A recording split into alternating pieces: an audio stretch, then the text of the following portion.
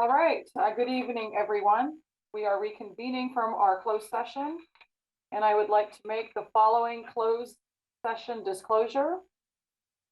By a 5-0 vote, the City Council authorized the City Attorney's Office to initiate litigation in one matter. The name of the defendants and details are not subject to disclosure at this time. Once litigation is filed, this information will be disclosed to any person upon inquiry. With that, I will adjourn the special meeting at 6 p.m. and we will switch over to our regular council meeting. I will go ahead and call to order the regular Elk Grove City Council meeting. Today is Wednesday, November the 10th, 2021, and it is 6 p.m. Thank you, Mayor. Consistent with state law, while a state of emergency remains active, this meeting will be conducted by teleconference only. The meeting location will be at 8400 Laguna Palms Way in the City Council chamber, but the chamber will not be open to the public. This meeting of the Elk Grove City Council will be replayed on Metro Cable Channel 14 on Friday, November 12th at 1 p.m. and Sunday, November 15th at 6 p.m. It is being closed captioned and will be webcast at sacmetrocable.tv. City Council meeting videos are also archived on the city's website at elkgrovecity.org.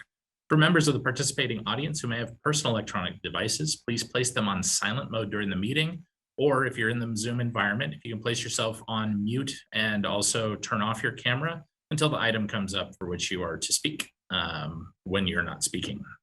Elk Grove City Council welcomes, appreciates, and encourages participation in the City Council meeting. City Council requests that you limit your presentation to 3 minutes per person so that all present will have time to participate. City Council reserves the right to reasonably limit the total time for public comment on any particular noticed agenda item as it may deem necessary. Pursuant to resolution number 2010-24, no individual speaker concerning public comment may address the City Council for more than 3 minutes. In the Zoom environment, a speaker timer will be displayed on screen counting down the 3-minute time.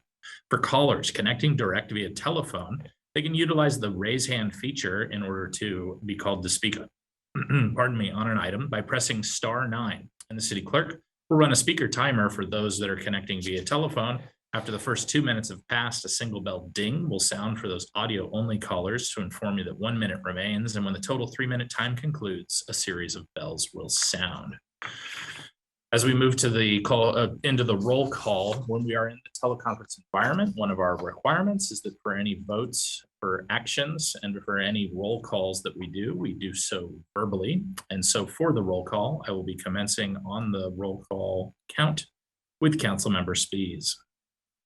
Present. Councilmember Hume. Here. Councilmember Suen. Here. Vice Mayor Nguyen. And I believe we don't have Vice Mayor Nguyen connected with us as of yet. And Mayor Singh-Allen. Here. With that, we have 4-0, and we have enough for a quorum to proceed. All right. Next up is our Pledge of Allegiance. Can we get the flag on the screen? All right, very good. Salute, pledge. I pledge allegiance to the flag of the United States of America and to the republic for which it stands, one nation under God, indivisible, with liberty and justice for all. All right, if we can just take a moment and observe a moment of silence, please.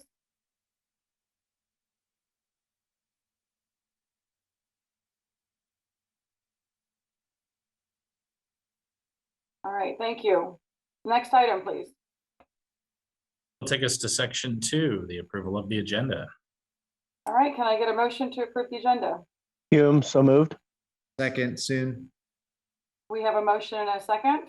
And that roll call vote for the approval of the agenda will start with Councilmember Spies. Aye. Councilmember Hume. Aye. Councilmember Suen. Aye. And viewing over Vice Mayor Nguyen appears to Jason, not have connected. I just heard from Vice Mayor Nguyen. She has a quick conflict she needs to run to, but she will be returning shortly. So she said, go ahead and continue. Thank you for that, City Manager Behrman. Appreciate that.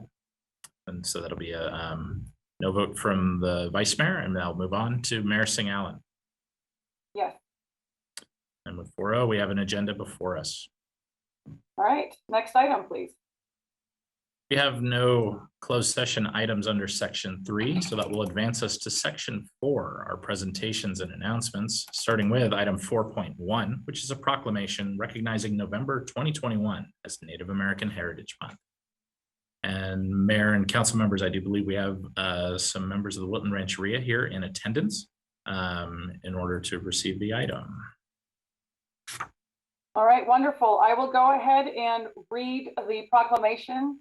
Hello, Chairman. I will read the proclamation declaring November as Native American Heritage Month. Whereas Native American Heritage Month celebrates and recognizes the accomplishments of the peoples who were the original inhabitants, explorers, and settlers of the United States. And whereas for millennia before Europeans settled in North America, the indigenous peoples of this continent flourished with vibrant cultures and were the original stewards of the land. From generation to generation, invaluable cultural knowledge and rich traditions were handed down, which continue to thrive in Native American communities across our country today. And whereas as the first to live on this land, Native Americans and their traditions and values continue to inspire the ideals of self-governance and determination that are the framework of all communities. And whereas the Wilton Rancheria tribe is indigenous to territory within Sacramento County and is a federally recognized tribe by the United States government, the tribe currently has 700 members, with 62% of the tribe living in Sacramento County. The tribe's leadership has worked diligently to implement and further develop the tribal government and assist its members through self-determination.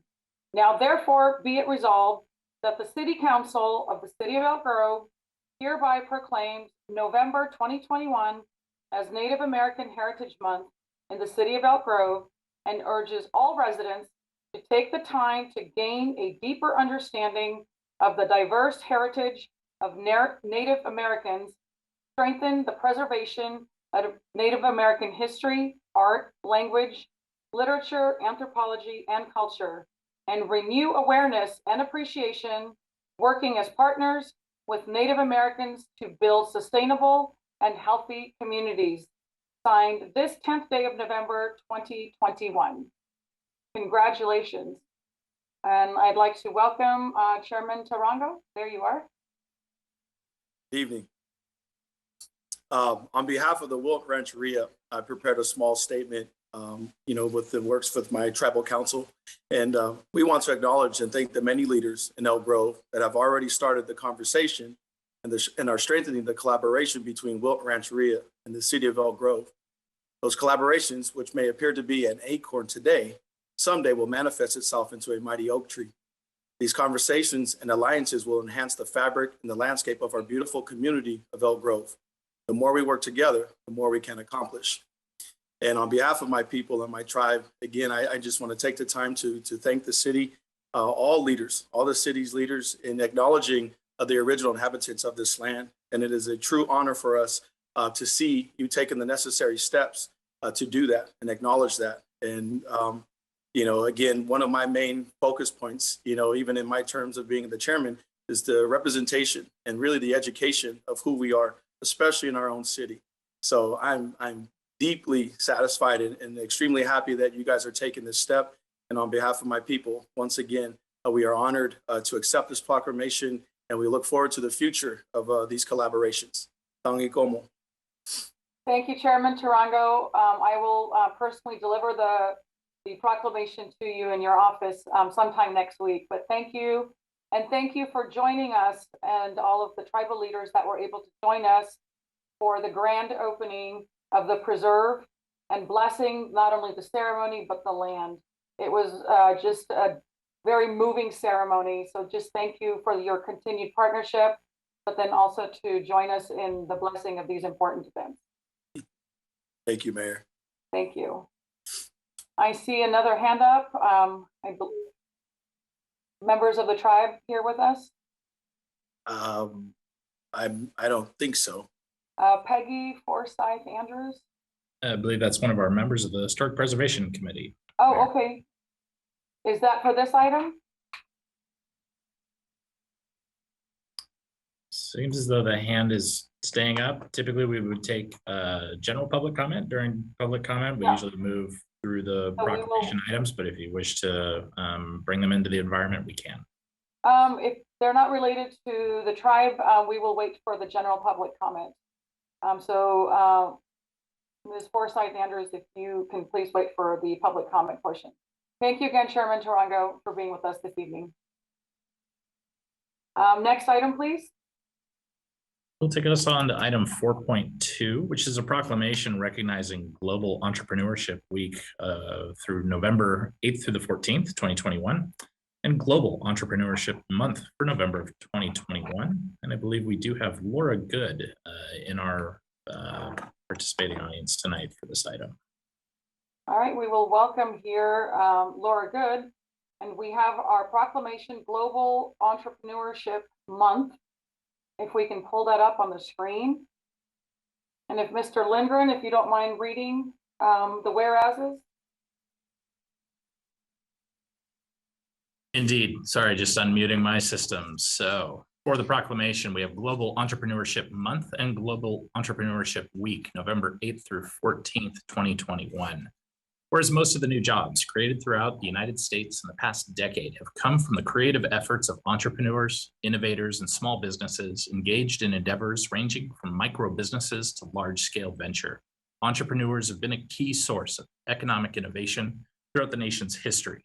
Society has been improved because of the new ways of doing things that have been brought about by innovation and inventiveness. And whereas small businesses are a key driver of economic vitality across the greater Sacramento region, particularly in rural and underserved communities, accounting for 2/3 of the new jobs. And whereas Global Entrepreneurship Week is the world's largest celebration of the innovators and job creators who launch startups and bring ideas to life, drive economic growth, and expand human welfare. And whereas the greater Sacramento region's week-long celebration of Global Entrepreneurship Week encompasses dozens of local and regional events, each designed to highlight ideas to start and run a business, with events including large-scale competitions, teaching entrepreneurial skills in our regional higher education institutions, connecting participants to potential collaborators, mentors, and even investors, and introducing new possibilities and exciting opportunities.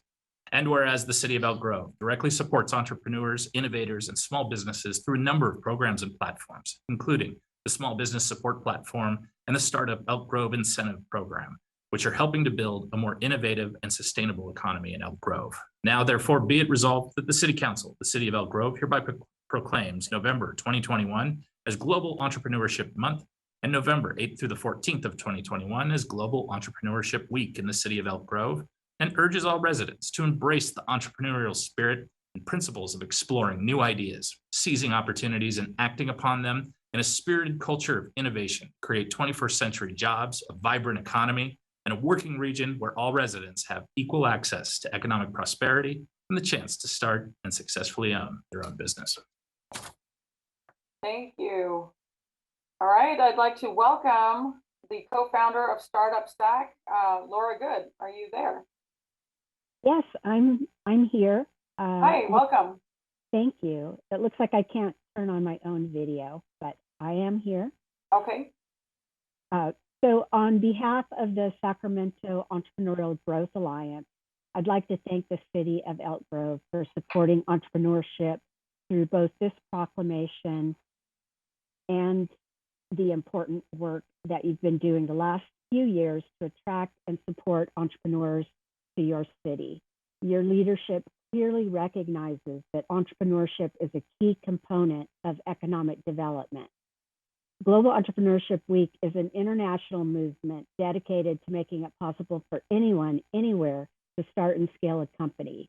And each November, Global Entrepreneur Week celebrates and empowers millions of entrepreneurs in every country and community around the world, especially individuals who face barriers or who have never considered the idea of launching a startup. Globally, more than 10 million people take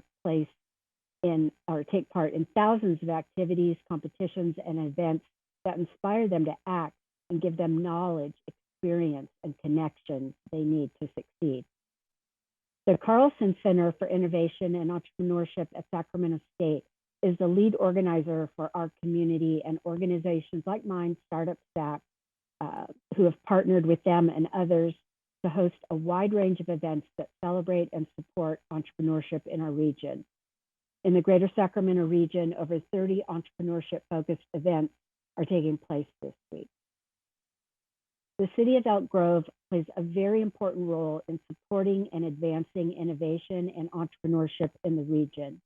Not only have you sponsored programs like the Carlson Center's Fourth Wave Accelerator, a program for women-led technology companies. Through the Startup Elk Grove Incentive Program, you have planted seeds that will bear much economic fruit in the city's future.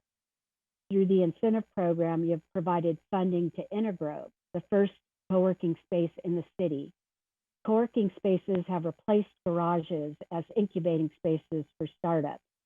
At Intergrove, every day, important collisions are happening between innovators and entrepreneurs. Additionally, Elk Grove has provided funds to two standout startups who are based in Elk Grove, iRate and Clockwork Logistics. And there are plans to provide more of this critical seed funding to startups who will make Elk Grove the home for their businesses. With that in mind, the city has partnered with Startup Stack to hold a startup pitch competition right here in Elk Grove in the spring of 2022. The competition will emphasize to the competitors that Elk Grove has a lot to offer startup businesses. Serious prize money will be awarded, more than the Sacramento Kings have provided in their Kings Capitalize contest, and more than Sacramento State has provided for their annual Spark competition. I would like to thank the council members for their leadership and continued support of entrepreneurship and startups in the Elk Grove community. You are really making a difference for your city and for the region. Thank you so much for your comments, Ms. Good. Really appreciate it, and congratulations. Thank you for inviting me here. Thank you for joining us. We will go on to our next item.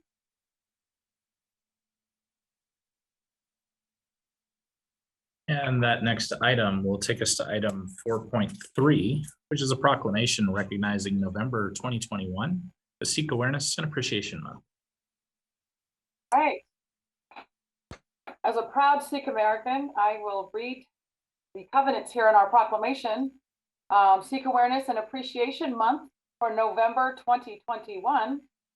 Whereas the city of Elk Grove, the state of California, and our great nation are enriched by the unparalleled diversity of our residents, and whereas Sikhs are the fifth largest religious group by number with more than 25 million around the world, an estimated 500,000 Americans are of Sikh origin, and more than a third of the nation's Sikh population resides right here in California. Whereas Sikh Americans pursue diverse professions and walks of life, making rich contributions to the social, cultural, and economic vibrancy of the United States, including service as members of the United States Armed Forces, and have made and continue to make significant contributions in public service, agriculture, medicine, trucking, science and technology, and distinguish themselves by fostering greater respect among people through faith and service. And whereas the month of November is significant for Sikh celebrations of Diwali, the birth of the first Guru and founder of Sikhism, Guru Nanak Dev Ji, in 1469, and installation of the six scriptures as the final and eternal Guru in 1708. And whereas today the city of Elk Grove seeks to recognize the diversity of its community and afford all residents the opportunity to better understand, recognize, appreciate the rich history and shared experiences of Sikh Americans. And now therefore be it resolved that the City Council of the City of Elk Grove hereby affirms and proclaims November 2021 as Sikh Awareness and Appreciation Month in the City of Elk Grove, and asks the community to contemplate and reflect to inspire ourselves individually and our society collectively to work towards a brighter future. Signed this 10th day, November 2021. And at this time, I would like to welcome two of our commissioners, the different committees here with our Historic Preservation Committee and Diversity and Inclusion Committee. We will start with Mr. Gurjitinder Singh Randhawa. Can you hear me? Yes, we can hear you. Okay, good. Thank you to the council members and Mayor Bobby Singh Allen for giving me the privilege to speak on the November as a Sikh Appreciation Month. There are over 700,000 Sikh Americans in USA, and they have been in America for last 125 years. Most people don't know about the Sikh religion, even though it is the 5th largest world religion. Sikhism, compared to the world traditions, is relatively young. The faith first emerged in 1469. Sikhs have lived in the United States for more than a century, and despite making vital contribution to the life, culture, and economy for many generations, there is still widespread lack of knowledge about the community and its legacy.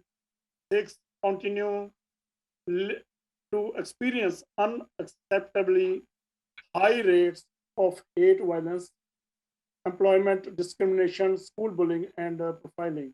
Since 9/11, thousands of reports from Sikh community about hate crimes, workplace discrimination, racial and religious profiling, while the FBI crime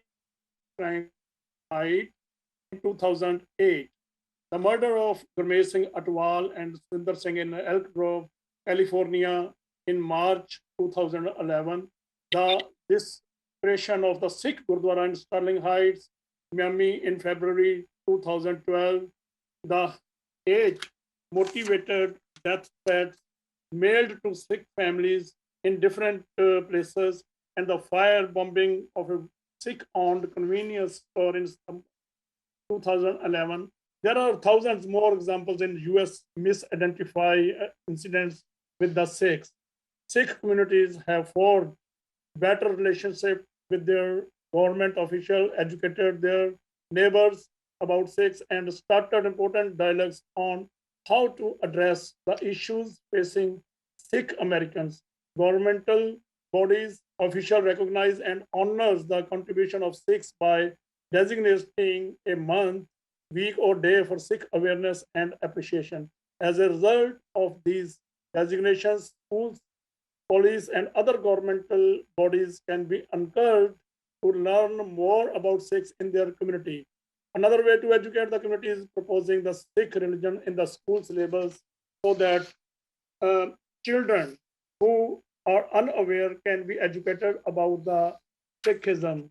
It is vital to learn early on and introducing this into the school system in a great way to achieve that.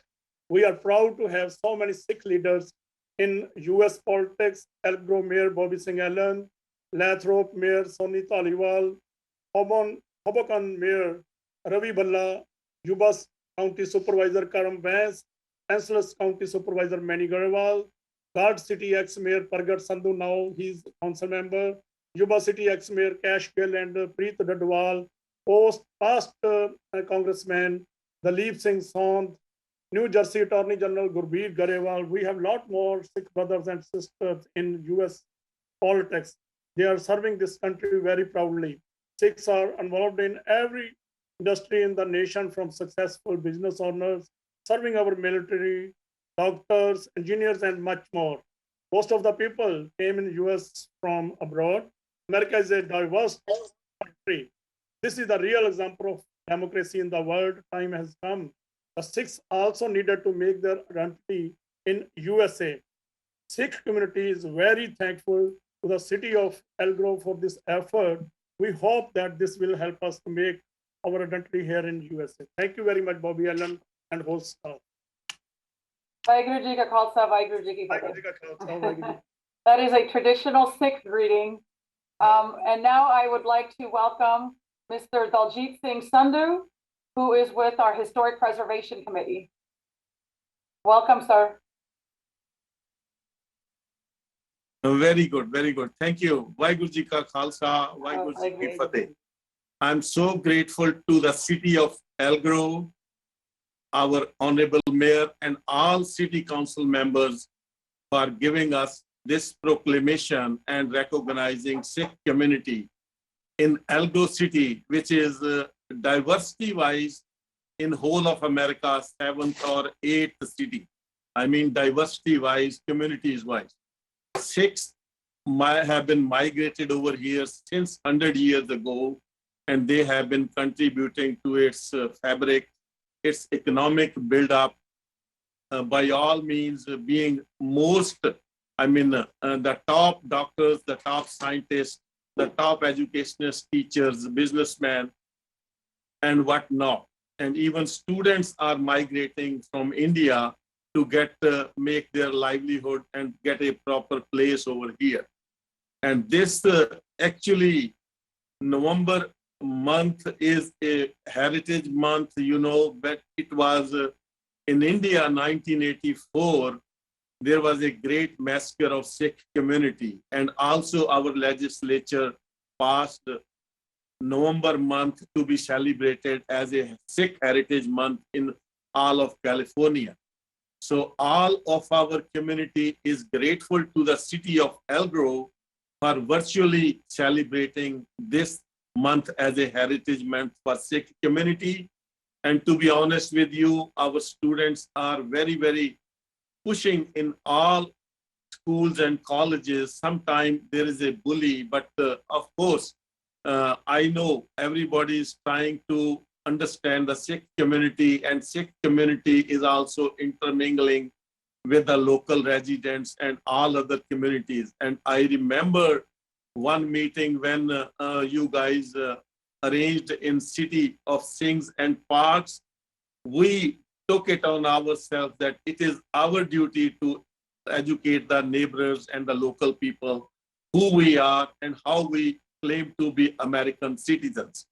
And to be honest with you, this is the greatest democracy of the world, and it has proved that all humans over here are equal. That's the reason every community member over here is equally treated in business.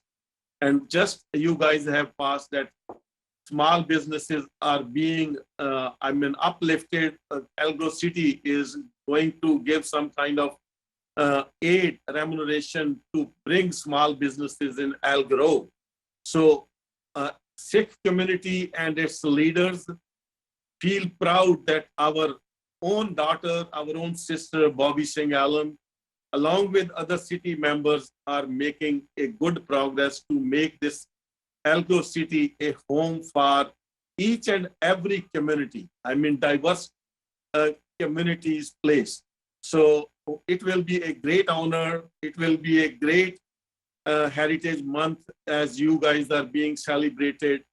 We are celebrating this November month as a Sikh Heritage Month also along with other communities.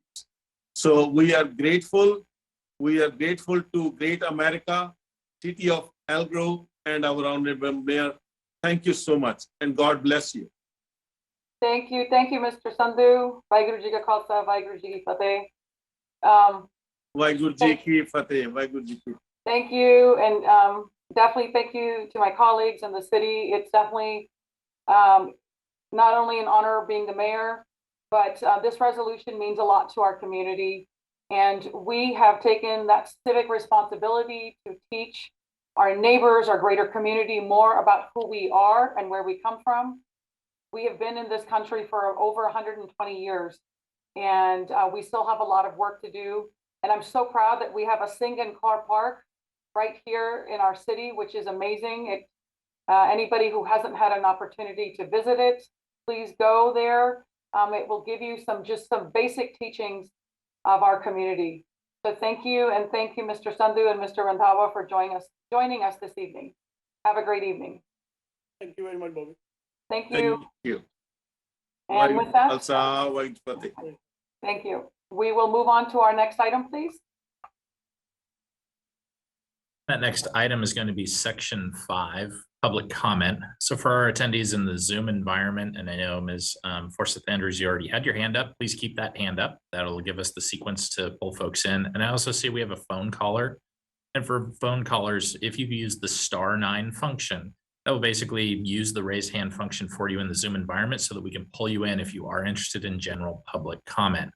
Members of the participating audience may comment on any item not on the agenda that is of interest to the public and within the subject matter jurisdiction of the City Council. Each person will be allowed 3 minutes or less if a large number of requests are received on a particular subject. City Council cannot take action on non-agendized items raised under public comment until the matter has been specifically included on an agenda as an action item. Members of the public desiring a response to a specific question are encouraged to contact any member of the City Council or the City Manager at any time. Those audience members who wish to address a specific agendized item are encouraged to offer their public comments during consideration of that item. Mayor, and welcome Vice Mayor and council members.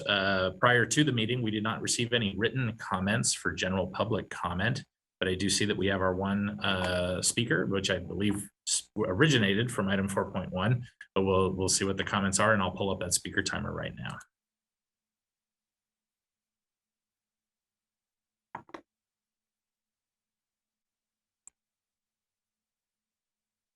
Peggy Forsyth Andrews, you may go ahead. You have 3 minutes. I would like to, and if it is correct, I'd like to wait until the issue of the Old Town SPA amendment is being addressed.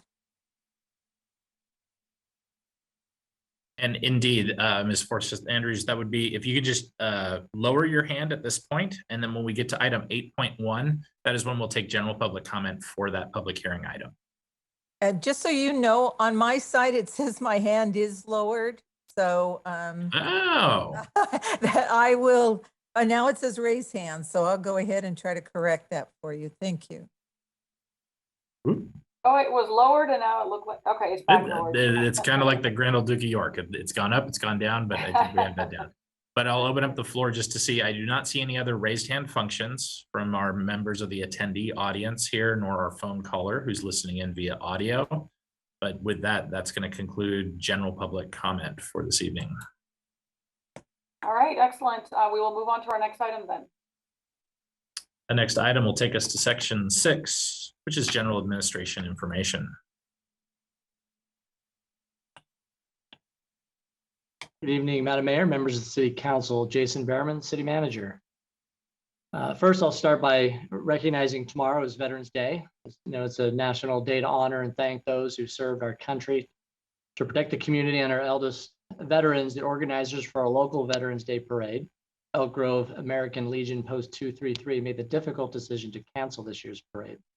However, to show our appreciation for the estimated 9,000 veterans who call Elk Grove their home, the city has installed U.S. flags along Elk Grove Boulevard and Elk Grove Foreign Road. Additionally, our police department will escort a Veterans Day car parade throughout the city to select seniors living centers in partnership with the American Legion Post 233 volunteers. We're hopeful to work with the American Legion and bring back the traditional parade next year. As a reminder, the city's military street banner program and veterans and first responders street naming program honors veterans with tributes year-round. Nomination forms for these programs are available on the city's website. As you may have already read this past weekend's news articles, late last Friday, Congress officially passed with bipartisan support the Infrastructure Investment and Jobs Act. This is anticipated to be signed by the president this week. The historic $1.2 trillion funding bill almost doubles the amount of funding available for surface transportation infrastructure projects such as highways, roads, transit, active transportation programs compared to the current FAST Act legislation. The IIJA bill also includes new support for projects related to broadband expansion, improving drought resiliency, expanding access to clean drinking water, upgrading, expanding electric grid networks, renewable energy sources, and creating a national electric vehicle charging network. Over the next few weeks, staff will be collaborating with city's legislative consultants and the Sacramento Area Council of Governments to fully analyze the opportunities the funding bill presents for the city and determine what projects could be highly competitive for the bill's new grant program. We're also pleased to announce that the Camera Road reconstruction project is nearing completion. The newly constructed roadway is scheduled to open at 4 o'clock on November 18th. This includes removal of all detours and road closure signs. As part of the general plan, the city adopts a set of citywide design guidelines that influence the physical, visual, and functional compatibility of local development projects. The current citywide design guidelines have not been updated since 2007, but there is an update in the works. The city's development services staff will host a virtual workshop with the discussion of the draft update this Tuesday, November 16th, 6 p.m. on Zoom. Registration details are available on the city's Facebook page. To support Elk Grove small businesses, the Economic Development Department has introduced a new Elk Grove local e-gift card just in time for the holidays. The card can be used at many Elk Grove retailers, restaurants, and services. Details on participating businesses and how to purchase these gift cards is available on the city's website. Police Department's Business Watch program hosts a retail theft symposium on Friday, November 5th. Over 55 people attended. The symposium was well received, and attendees have asked for another event in the first quarter of next year. We're also excited to once again participate in the No Shave November campaign. This campaign increases awareness for all forms of cancer and cancer research. Details on how to donate and where to pick up a No Shave November sticker are available on the police department's Facebook page. Staff is coordinating with a number of local organizations, hosting events over the next 2 months, including the Gobble Wobble Family Fun Run on Thanksgiving Day, the Old Town Elk Grove Dickens Fair on November 27th, and the Parade of Lights on December 4th.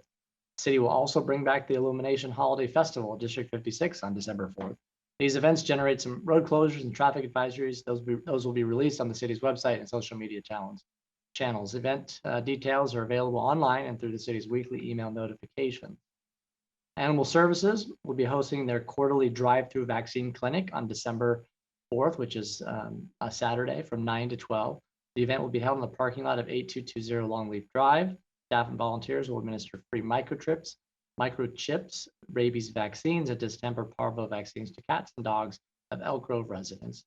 And finally, in observance with city holidays, City Hall will be closed tomorrow, November 11th, in observance of Veterans Day.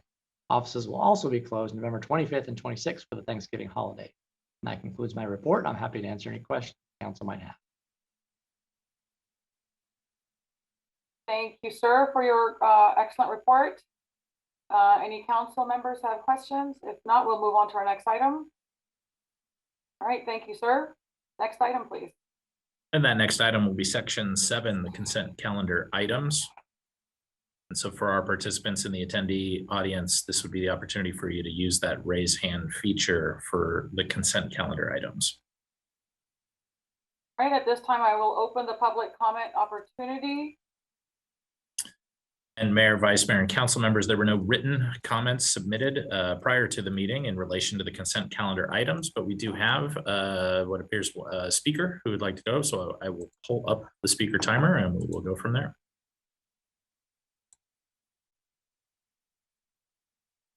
Kulvinder Singh, you may go ahead. You have 3 minutes. And that next item will be section 7, consent calendar items. So for our participants in the attendee audience, this would be the opportunity for you to use. Just if you can turn down the volume in the background so we can hear you. Did you have a comment on the consent items? Hello, this is Kulvinder Singh. Mayor, Vice Mayor, and council members. Yes. So before we get going much further, Mr. Singh, if you can turn off any playback you have on your side, it's going to create some reverb if you are listening to another device that might be streaming. Okay, can you hear me? Yeah, now you're coming through clear, and you want to make sure those other devices are muted. And right now we can hear you. Now you can please proceed. Okay, thank you, Mayor Bobby Singh Allen. This is Kulvinder Singh, your friend from the neighboring county. What I wanted to add, and I appreciate all that the commissioners provided you as information about the proclamation of Sikh Awareness and Appreciation Month. I wanted to add that we are celebrating this week, these 5-6 days, Diwali, because our 6th Guru, on behalf of all of the wrongly imprisoned people in 1619, secured their release, and he returned to Amritsar with these wrongfully held political prisoners. And it was the first day of Diwali, the Festival of Lights. So that is the reason around the world, more than 1 billion people are celebrating Diwali. And that's why Diwali is one of the 3 holidays listed in our proclamation. I just wanted to share that. I wanted people who are viewing this to know that 6, yes, we have had some problems in the past, 100 years, 200 years, but we are celebrating the Festival of Lights, Thanksgiving, the holidays, and we want everyone to celebrate with us. Thank you, Mr. Singh. We are actually on the consent calendar, but I went ahead and let you complete your thoughts there. I saw that you joined later in the meeting, so that's fine. But thank you for sharing that, and you can just send me any information to share these events. Yes, I wanted to say happy Diwali to everybody. Thank you. So we are on a consent item only. If we have any more questions, public speakers for consent items. And I'm going over the list of attendees, and I do not see any further raised hand functions being utilized for our folks in the Zoom attendee audience. That'll conclude public comment for the consent calendar. All right, I'll go ahead and close the public comment opportunity and look for a motion to approve the consent calendar as presented. Mayor, I'll move consent. Councilmember Singh. We have a motion and a second. With the motion and the second, I will start the roll call vote with Councilmember Spies. Aye. Councilmember Hume. Aye. Councilmember Suen. Aye. Vice Mayor Nguyen. Aye. And Mayor Singh Allen. Aye. The consent calendar items of section 7 will pass 5-0. All right, thank you. Next item, please. Will take us on to section 8, our public hearings, starting with item 8.1, which is a public hearing to consider an amendment to the Old Town Special Planning Area relative to neon signage.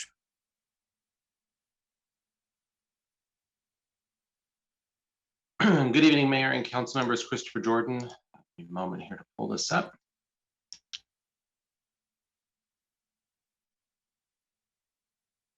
So the item before you this evening are amendments to the Old Town Special Planning Area regarding the allowance for neon signage along the corridor. A little bit of background before we get started on this item. The regulations for Old Town are contained in the Old Town Special Planning Area. There are additional regulations that apply in our citywide zoning code. So essentially the two act together, and the SPA is part of the zoning code.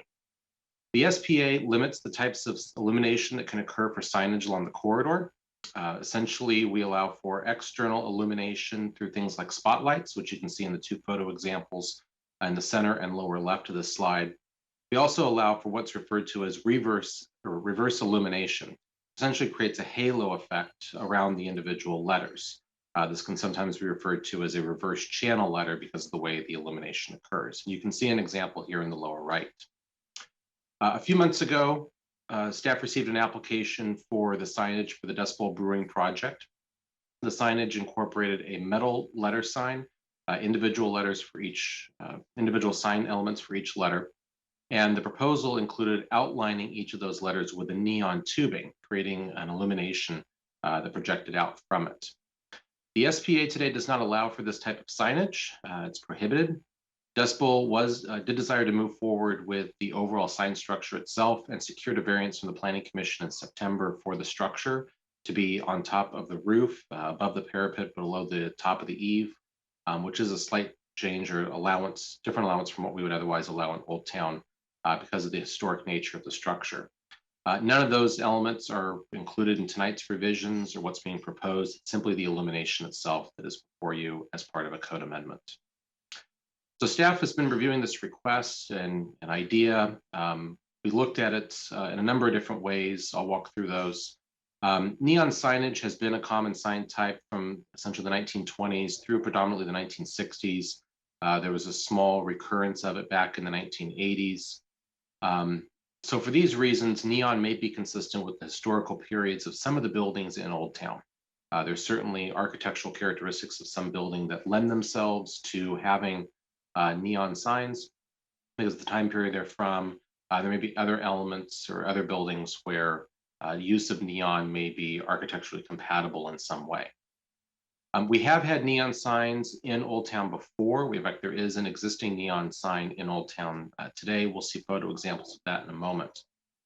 Neon as a sign type, from staff's perspective, does invite and allow for a lot of creativity that many other sign types don't allow for. Certainly, though, there are concerns about creating a new permit type and some of the design elements that would occur. So staff has been factoring these in along the way as we prepared the revisions. I want to look first, before we get a little further, into some examples of different types of neon signs. This slide shows essentially 3 types. The first type are neon applications where the neon is overlaid onto a sign graphic, which is the core element of the sign itself. You see that in the 3 signs on the left side, the sauce, the 76, and the Sewu Chop Suey sign. In those cases, there's a graphical element, again, on the sign face itself, and then the neon overlays it and accentuates those graphics. In the center bottom graphic, you'll see the application of neon inset into a channel. This is very similar to a reverse channel letter, but the letter in this case would be mounted so that the illumination faces out away from the sign, as opposed to lighting back against the face of the building. And then finally, on the right-hand side of the graphic, we see example neon signs where there is no graphic behind, or there's no other sort of encasement to the sign itself. As you see in the other 2 examples, really the application of the neon itself creates the message. Along the corridor today and historically, there are neon signs, as I mentioned. On the left side, you'll see the sign for Bob's. Unfortunately, I don't have an illuminated version of this sign, but it's out there today. It's traditional neon red on this sign and has existed out there for many years at this point. On the right-hand side is the old sign for the EG Club restaurant. That sign, of course, is no longer there, but this sign did at one point have neon on it. You can see the mount points for where the tubing would have occurred overlaid on the club and the EG letters in the restaurant. At a certain point, that neon tubing was vandalized, and the restaurant chose to install instead these spotlights that are below the sign pointing up against the face. Your Planning Commission considered this item at 2 meetings in October. The first was on October 7th. The commission indicated some initial support for the concept, but had some concerns regarding glare and the hours of illumination that would occur with the sign. They requested staff reach out with the Old Town Foundation to gain some more community feedback on the issue. Staff met with the foundation a week and a half later. In summary, the foundation members didn't have concerns per se, but there were concerns around precedent setting of this new sign type, or allowing it again, essentially in Old Town. Some members mentioned that the SPA itself has become a problem and is generally too restrictive, and that additional flexibility would be good for businesses along the corridor. Certainly, this is an underlying reason why we're doing the comprehensive update today, but that is still some number of months away from being completed. The foundation members also noted some concerns around the proliferation of cheap window signs and creating visual nuisances along the corridor. So based on that feedback, they ended up requesting in summary that only 1 neon sign be allowed per establishment, that this be a wall or some sort of blade bracket sign in the examples I showed earlier, but that we don't allow for window signs with the exception of current allowance for open neon signs in windows that exist today. They also suggested that some of the design guidelines that staff had drafted be incorporated as standards as opposed to simply guidance. This item returned to the Planning Commission on October 25th for a special meeting. During that meeting, the commission heard from the Dust Bowl team themselves, which I believe some of them are on the line this evening. They heard from Old Town residents, and they also heard feedback from a member of the city's Historical Preservation Commission, who's also a member of the Historical Society for Elk Grove. That member provided feedback and opposition from the Historical Society with the proposed changes. The commission discussed this feedback and what staff presented in terms of edits to the draft. They made a couple of additional modifications, but ultimately voted 4-0 to recommend approval to the City Council. Some of those edits that they focused on were around some solutions to minimize glare and requiring some automatic timers and controllers to restrict the hours of illumination. I'll walk through those the edits briefly here.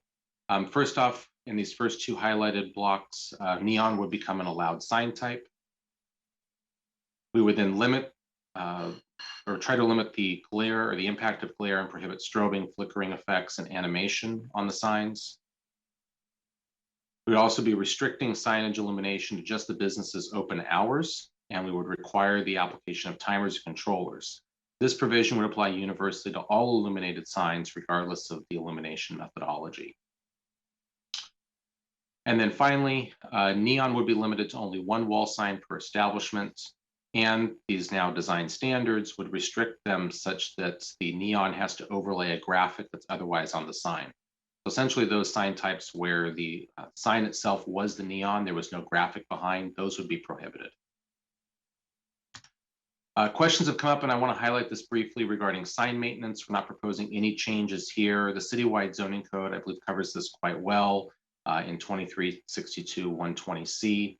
Essentially what it says is that signs shall be cleaned, maintained, or repaired as necessary to maintain an attractive appearance and ensure safe operation of the sign. You cannot have unacceptable sign conditions, including broken and missing sign faces, letters, chipped or peeling paint, or other issues that really create an unattractive condition or nuisance. We do require applicants or property owners to maintain their signs. Failure to respond to the written request of the city to perform the maintenance work results in a revocation of the sign permit, which essentially means the sign has to be removed. From an environmental review standpoint, a negative declaration was prepared for the original adoption of the Old Town SPA. Staff has reviewed this. There are no changes in the density or intensity of development that would occur as a result of proposed changes, so no further environmental review is required.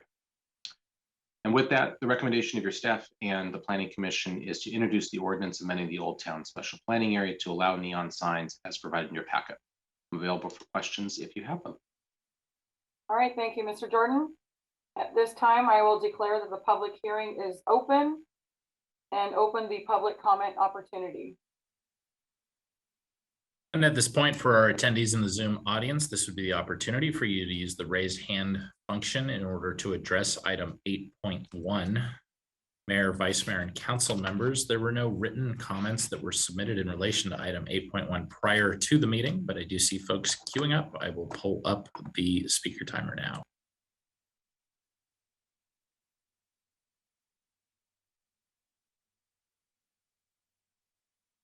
Honore, you may go ahead. You have 3 minutes.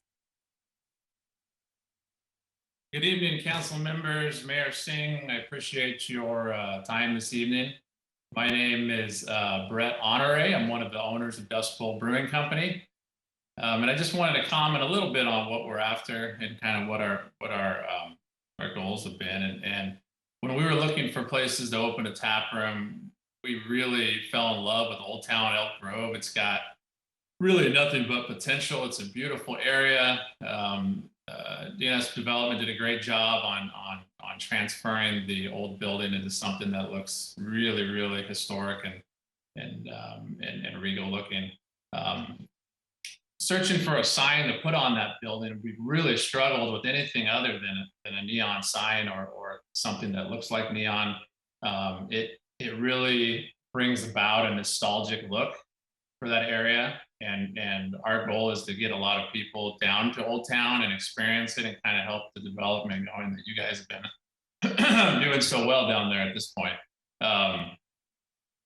We want to be good neighbors. You know, we've been to Planning Commission, we've been to Historical Preservation Society Commission, and tried to make as many accommodations as we can to help make this a good project and an asset to Old Town Elk Grove. That's about all I really have to say about it, other than we're really excited to come to town and we're going to have a lot of fun and it's going to be a great experience. So thank you. Thank you, sir. Thank you for calling. Looking forward to it. Next caller, please. Scott Kingston, you may go ahead. You have 3 minutes. Good evening, Mayor and council members. This is Scott Kingston with Turton Commercial Real Estate. And as you may know, I was the listing agent for the developer of these two buildings in Old Town Elk Grove, DNS Development, and also happen to represent Dust Bowl Brewing and also represent the city with Project Elevate, which we're very, very excited about. We being very active in adaptive reuse projects in the greater Sacramento region, particularly in the urban core in Sacramento with downtown, midtown, Old Sac, Broadway, et cetera. We're very passionate about bringing buildings just like this back to life and activated in a very tasteful and vibrant manner. And I think what Dust Bowl has proposed, and I've been engaged on these various planning commission calls and have reviewed their signage criteria and what they plan to do. It seems very appropriate for the architecture, for the building, for the area, and for the vision for that that plaza that the city has invested significant money into. And on top of that, I think it's a good fit or a good look for the balance of that project. DNS still needs me to lease the neighboring building to the south, and we're trying to attract a similar caliber tenant. And I think this would set a good precedent to attract what we're hoping to be a great food or beverage tenant for that other building to the south. And we look forward to seeing Dust Bowl open and hopefully filling that last building. Thank you so much. Thank you for calling. Next caller, please. Peggy Forsyth Andrews, you may go ahead. You have 3 minutes. Good evening. My name's Peggy Forsyth Andrews. I live in Old Town, and I have been in Old Town doing business for over 35 years. I am personally not in favor of the change to the SPA, and that is for a couple reasons. The first is I'm still very concerned of the impact to the neighbors of this. The dimming that is talked about, or possibly some changes. Neighbors in the area to the south were not sufficiently contacted or allowed to have input. When I asked about specific streets, I was not or could not be provided that information that those individuals had been contacted. I think it's important to note that there doesn't appear to be sufficient education going on regarding the SPA and according what signs should be. And so we end up in a situation like we are now. The building that we're talking about putting neon on never has had neon on it and never would have had neon on it. Neon signs are going to directly impact the ambience of Old Town. And I think that this is a very serious amendment to the SPA that needs to have more community input. And I'm talking about the city at large. We're talking about updating the SPA. Why we're rushing into this amendment, I truly don't understand and am not going to understand. I have no problem with Dust Bowl. I'm excited they're coming to town. But when Dust Bowl met with the Historic Preservation Committee, they even commented that they would do whatever kind of lighting that the SPA was agreeable to at that time. If you decide that you truly believe that neon does belong in Old Town, then I ask that you do require a special permit, that special permit will help to fund the checks that are going to need to take place regarding the requirements. And I also ask that you consider that neon be used only off of Elk Grove Boulevard. Thank you very much. Thank you. Thank you for calling in. Next caller. Randy Becker, you may go ahead. You have 3 minutes. Good evening, Mayor, Vice Mayor, and Council. In short, I am support of neon returning to Old Town. It is a great place to have it, given the history of neon and the Old Town SPA corridor. I could understand that some people have concerns of changes. However, we made a change by not allowing neon. And I think the city staff has done an excellent job to keep the signs up to date and making establishments adhere to that with the language that they have. I also don't think that you're going to see many businesses make too many changes, for the simple reason is nobody right now is going to spend money unnecessarily for things that have nothing to do with general business operation. I look forward to Dust Bowl as being a new neighbor.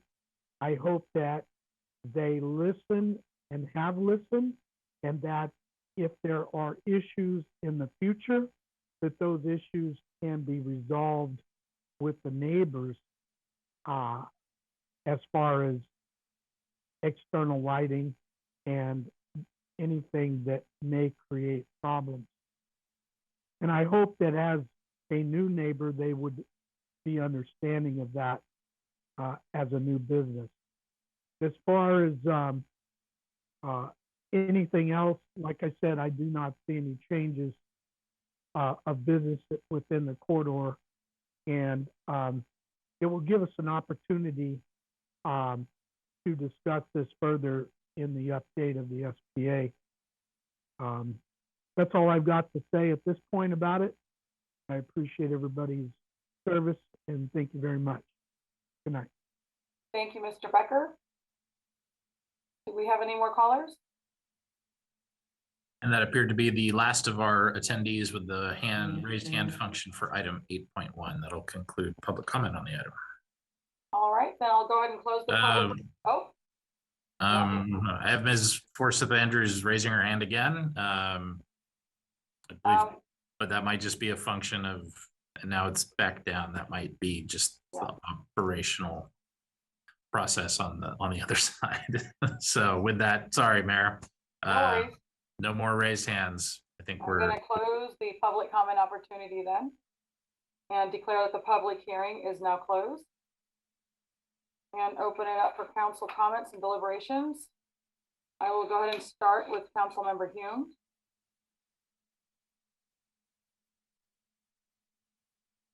Thank you, Mayor. First of all, I want to thank everyone who called and commented, the folks from Dust Bowl and also Mr. Kingston, who's trying to lease the property, and Peggy and Randy for their opinions as well.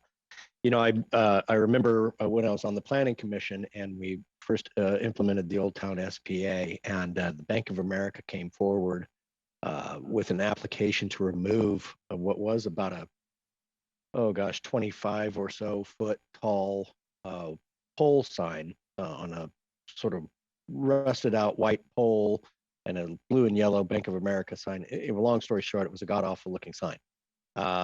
And they've now gone to what's still there today, which is a lower monument sign, brown in color, looks much nicer, matches the building, all of this.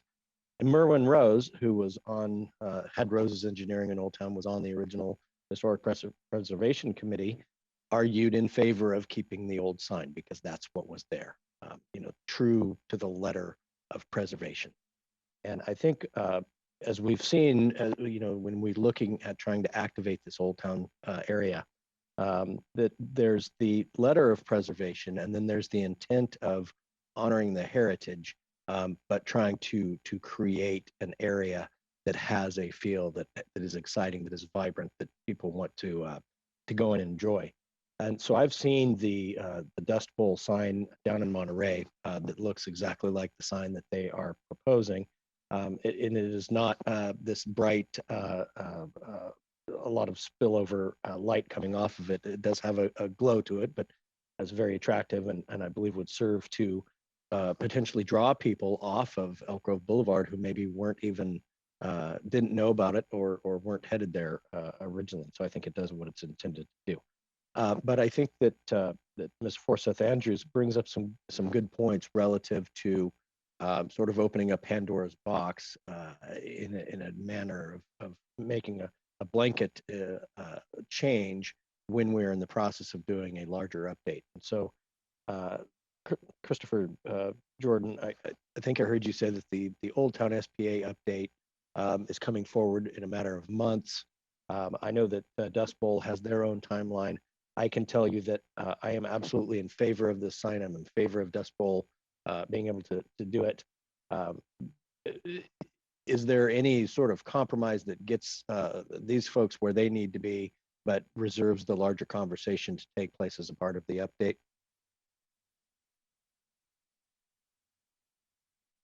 In the simplest terms, we could probably look at doing something.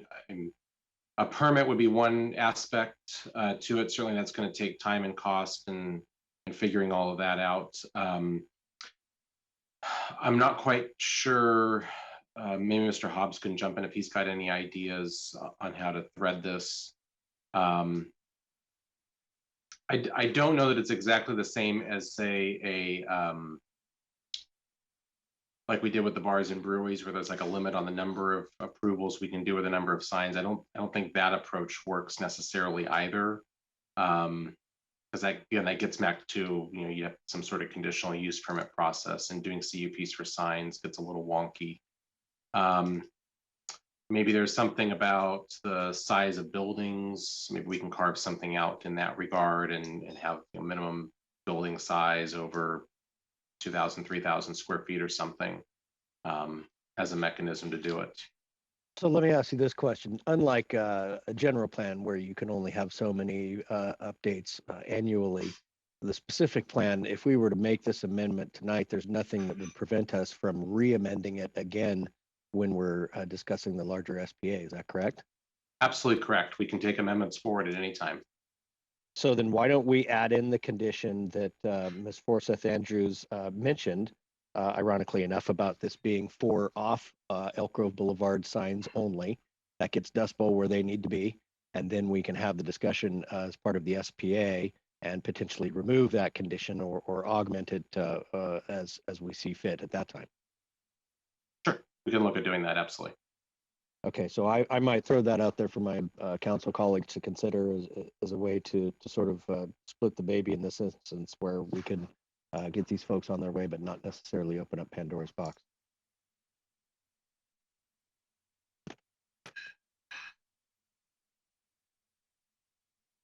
All right. Did that conclude your comment, sir? Yes, ma'am. Thank you. Okay, it froze up on my end for a second, so I wasn't sure what happened. Thank you. We'll go on to council member, let's see, Soon. Thank you, Madam Mayor.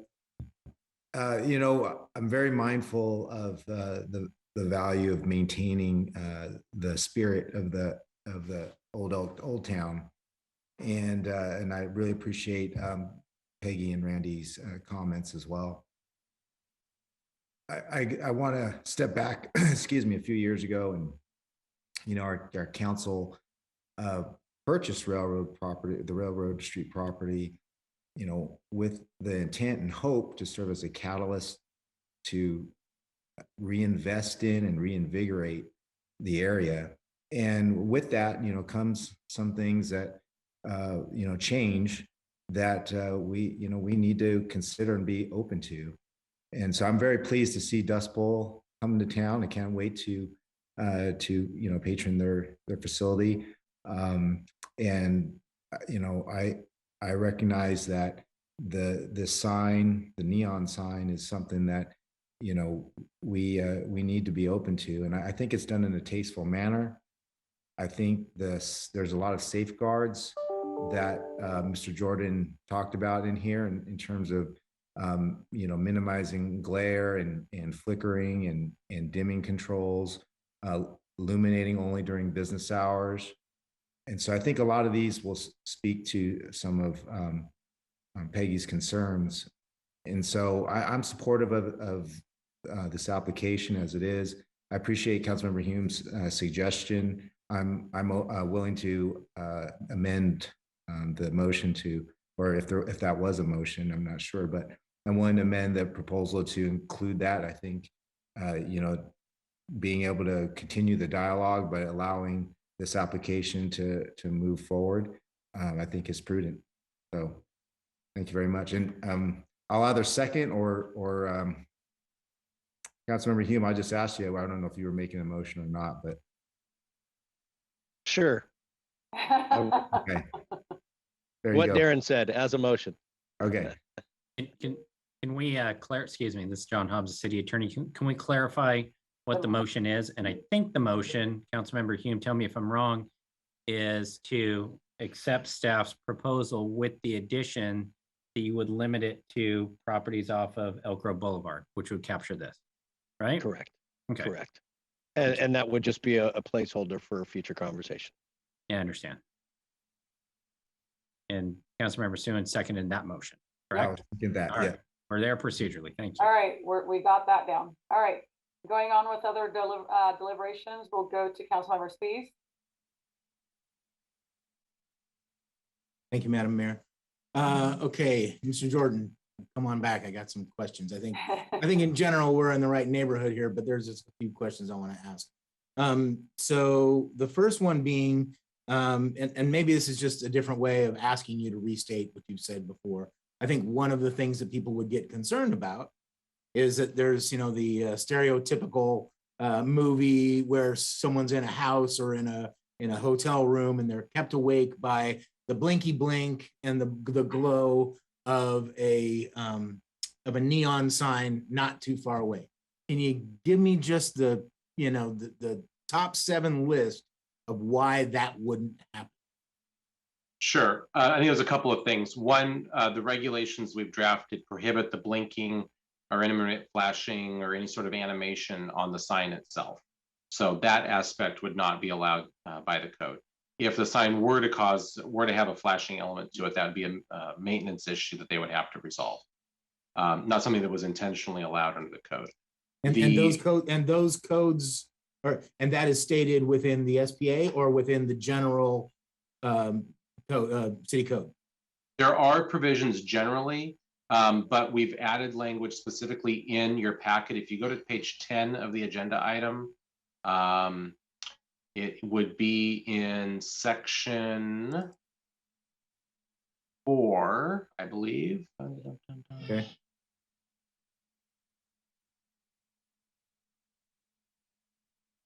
I'm sorry, section 2, where we say lighting shall not have a strobing or flickering effect, nor shall signs be animated, except for barber poles and clock faces. Okay. Right. That's taken care of. In the other half of your example, I think in those cases, in that sort of quintessential sort of Dick Tracy style movie example, those are instances where the sign is immediately right outside the window of that bedroom. It's something that's right there on that building. That is not going to be the case here. And we've included provisions, which you'll see also in that section 2, which talk about dimmer controls to allow for the limitation of the illumination of the signage, how much wattage essentially is going through the tubing to help ratchet that down if there were to be an issue. I believe the manufacturer for the sign for Dust Bowl is on the line this evening and can answer technical questions if you have them regarding that. He'd be a better resource than I would be at this point. Okay. All right. Well, like I said, I mean, you've answered these before. You just answered them in a different way. I'm trying to help some folks understand that they, if designed properly and all controls implemented properly, they should not have the nuisance of the blinking neon in their window. It simply shouldn't happen. Now, that would happen. We believe that would be the case with the current application, right? With Dust Bowl Brewery. So one of the questions is we always talk about, and we kind of had this issue with the tattoo parlor and such, is the applicant is that we're talking about today is always,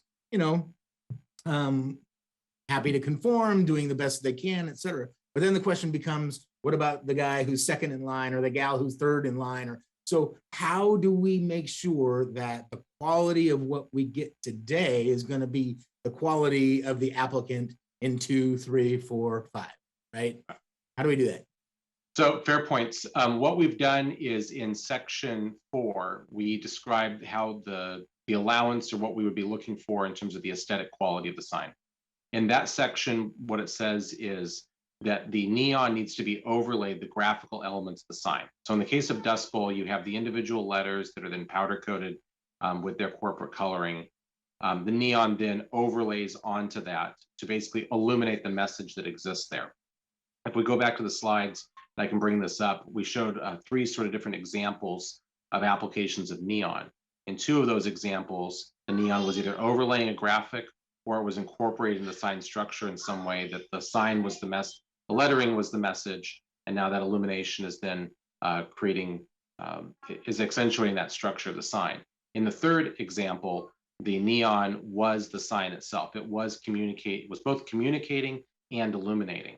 And the provisions in section 4 would prohibit that type of signage. Essentially, you cannot just do a straight neon tubing and that's it. There's no message behind it. So that'll get us the quality aspect that we're looking for and having something that is more a more of an integrated design solution. Really something sort of beyond that, we would have to start looking at discretionary approval processes in order to do that.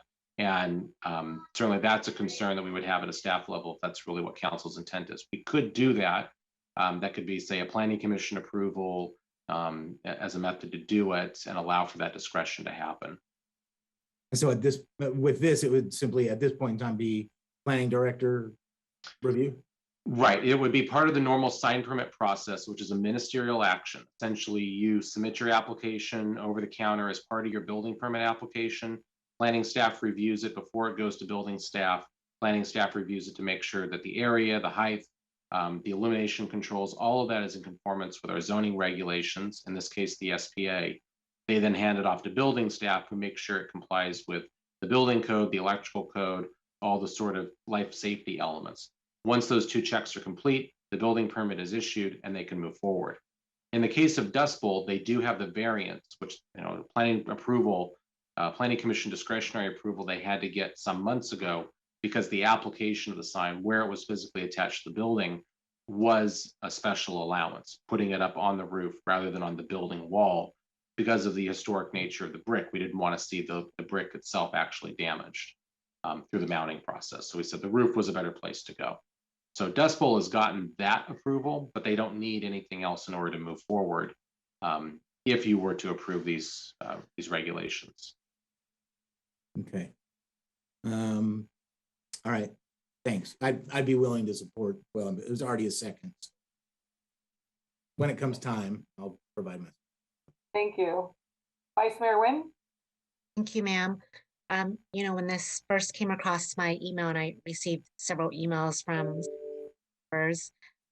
my vision was it was going to be like Las Vegas with the lights everywhere and whatnot. And so I want to say thank you to Mr. Jordan for giving us that educational piece with photos, because that helped out tremendously in my understanding of the different types of lighting and neon lightings that we're looking at.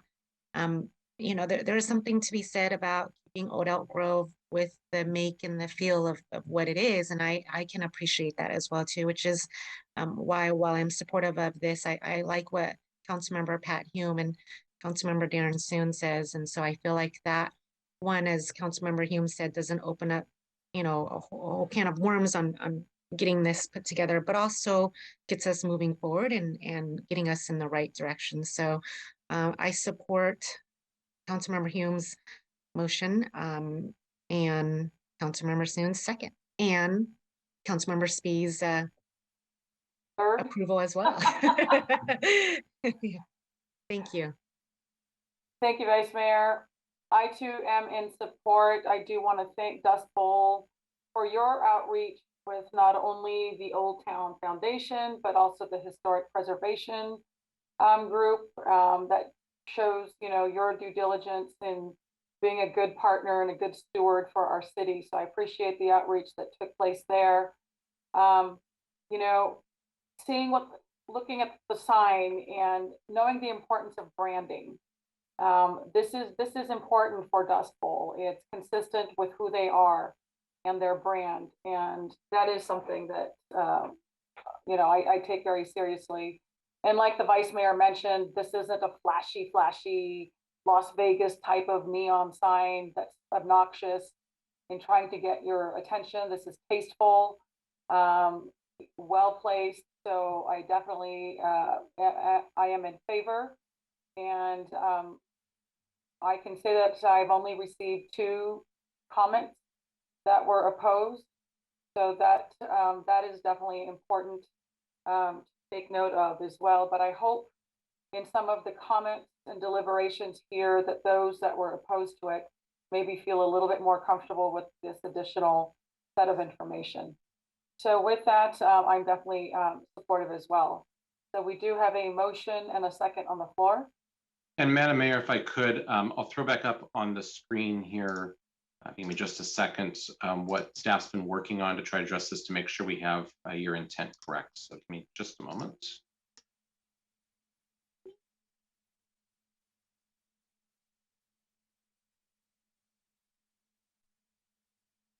Okay, so you should see up on here, what we're proposing is modification of section 1. Again, this is on page 10 of your packet. And we would add the highlighted yellow text that's here. So neon signs shall only be allowed for establishments that are not along Elk Grove Boulevard.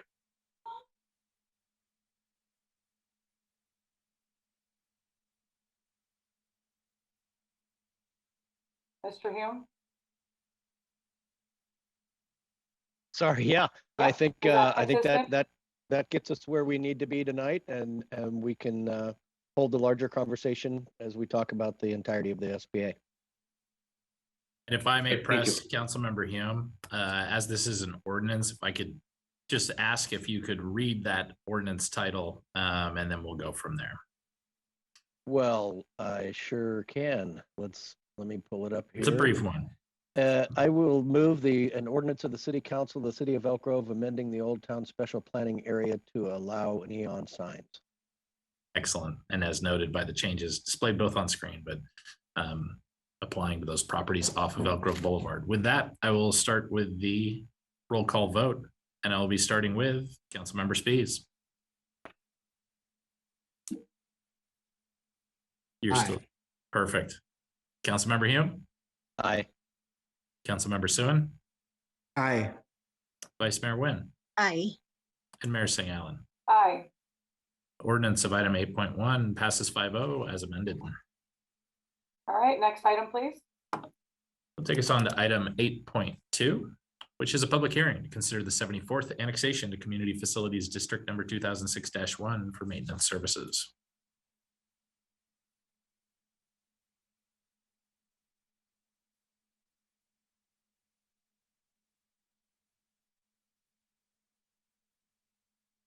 Jason, can you see my screen and hear me okay?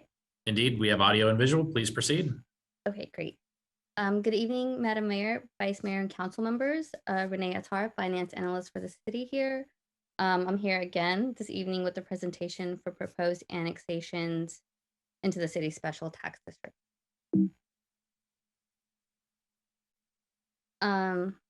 Familiar background information. The city maintains 8 special tax districts which provide funding for infrastructure or for services such as for police maintenance, street lighting, and stormwater drainage. Annexations into the appropriate districts are typically part of a new development project's approval process. The requirements are specific for each project and vary according to the geographic location and building use. And all of the special taxes are subject to annual rate adjustment. On September 22nd, 2021, the City Council adopted a resolution of intent to annex the parcel for the Meeks Lumber Storage Building project into a special tax district and to establish tonight's public hearing. The project is being proposed for annexation into CFD 2006-1 for maintenance services throughout the city. And this is the 74th annexation into that district. This assessment will be levied in perpetuity. The Meeks Lumber Storage Building project consists of approximately 25 non-residential acres located at the southeast intersection of Brent Lane Road and Highway 99. And that concludes my presentation. I'm available for any questions. Thank you for your time and consideration. Thank you, Renee, for your presentation. All right, I will declare the public hearing for CFD 2006-1 Annex 74 now open and open the public comment opportunity. For our attendees in the Zoom environment, now would be the opportunity to speak on item 8.2. Mayor, Vice Mayor, and council members, there were no written comments received prior to the meeting in relation to item 8.2 and this annexation to 74th annexation to CFD 2006-1. I do not see anyone using the raised hand feature for item 8.2. That'll conclude public comment on this item. All right, thank you. I'll close the public comment opportunity and declare that the public hearing for CFD 2006-1 Annex 74 is now closed. And we have a motion A1. Motion A1.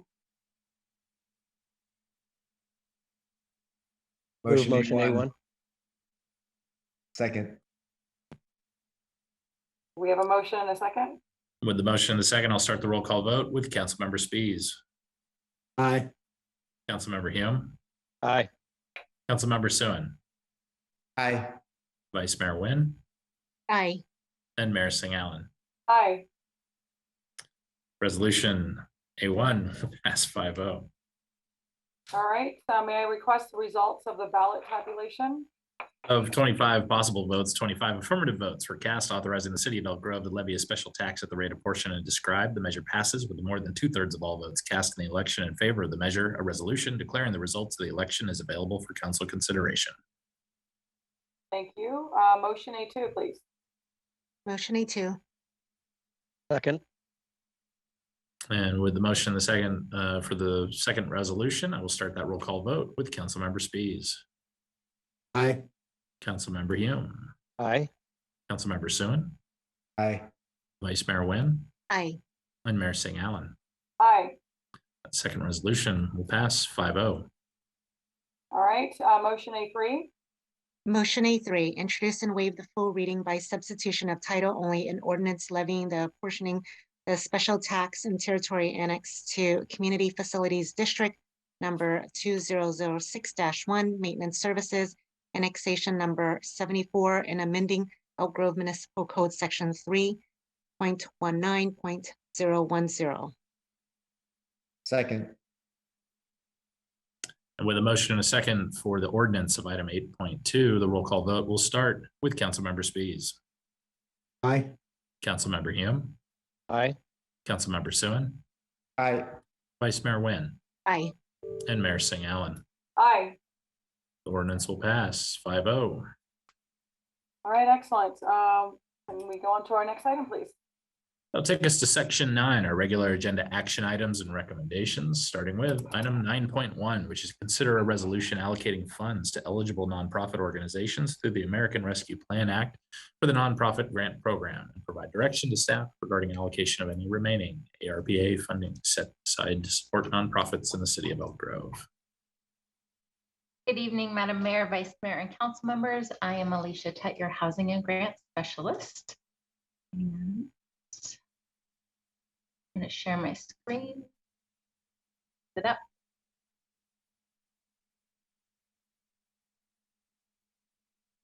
You see my screen?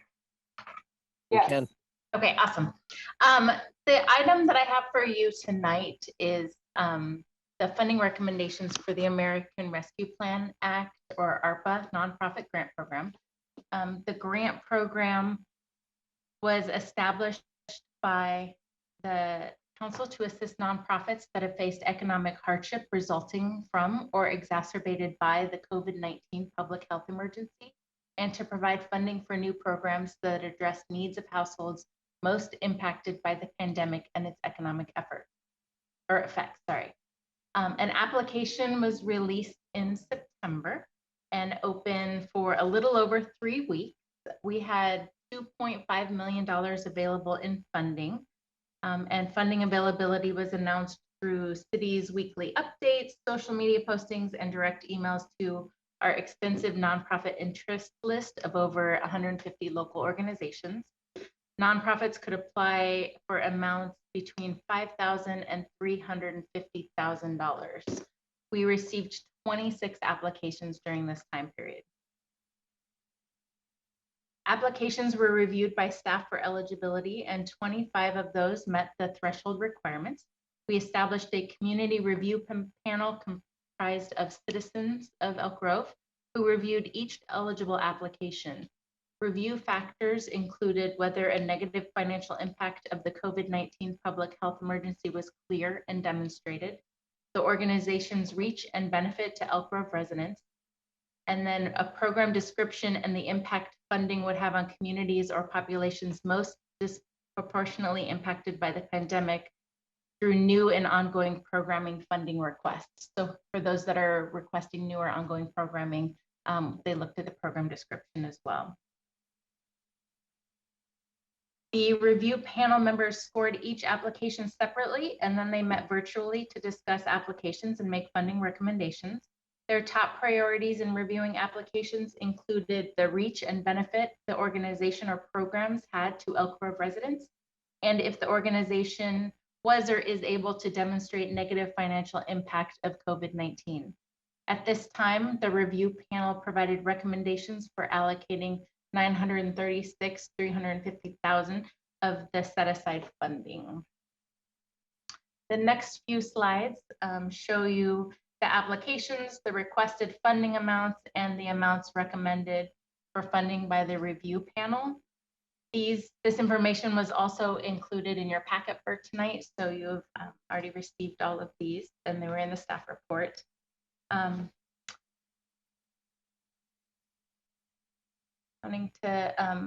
Since the review panel did not recommend allocations for the full funding amount that was set aside for this program, staff has identified a few options for council to consider in allocating the remaining funding available.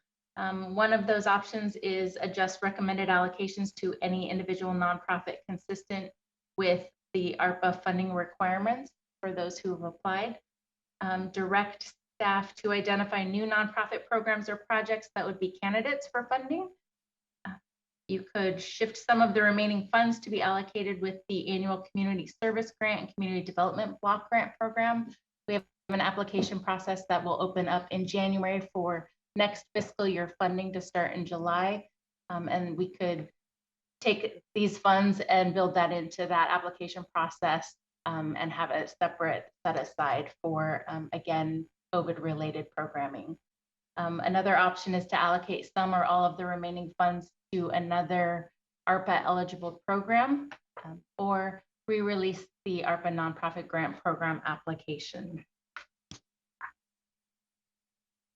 Our next steps from here is prior to distributing any allocated funds, staff will work with nonprofits to gather additional documentation to further support identified economic loss.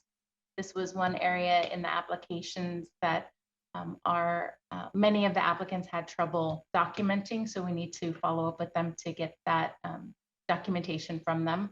Once we do that, we will enter into contracts with those approved for funding. Funding for economic loss will be distributed as a lump sum, and funding for new and ongoing programming will be set up as a reimbursement contract, much like our general CSG and CDBG grants.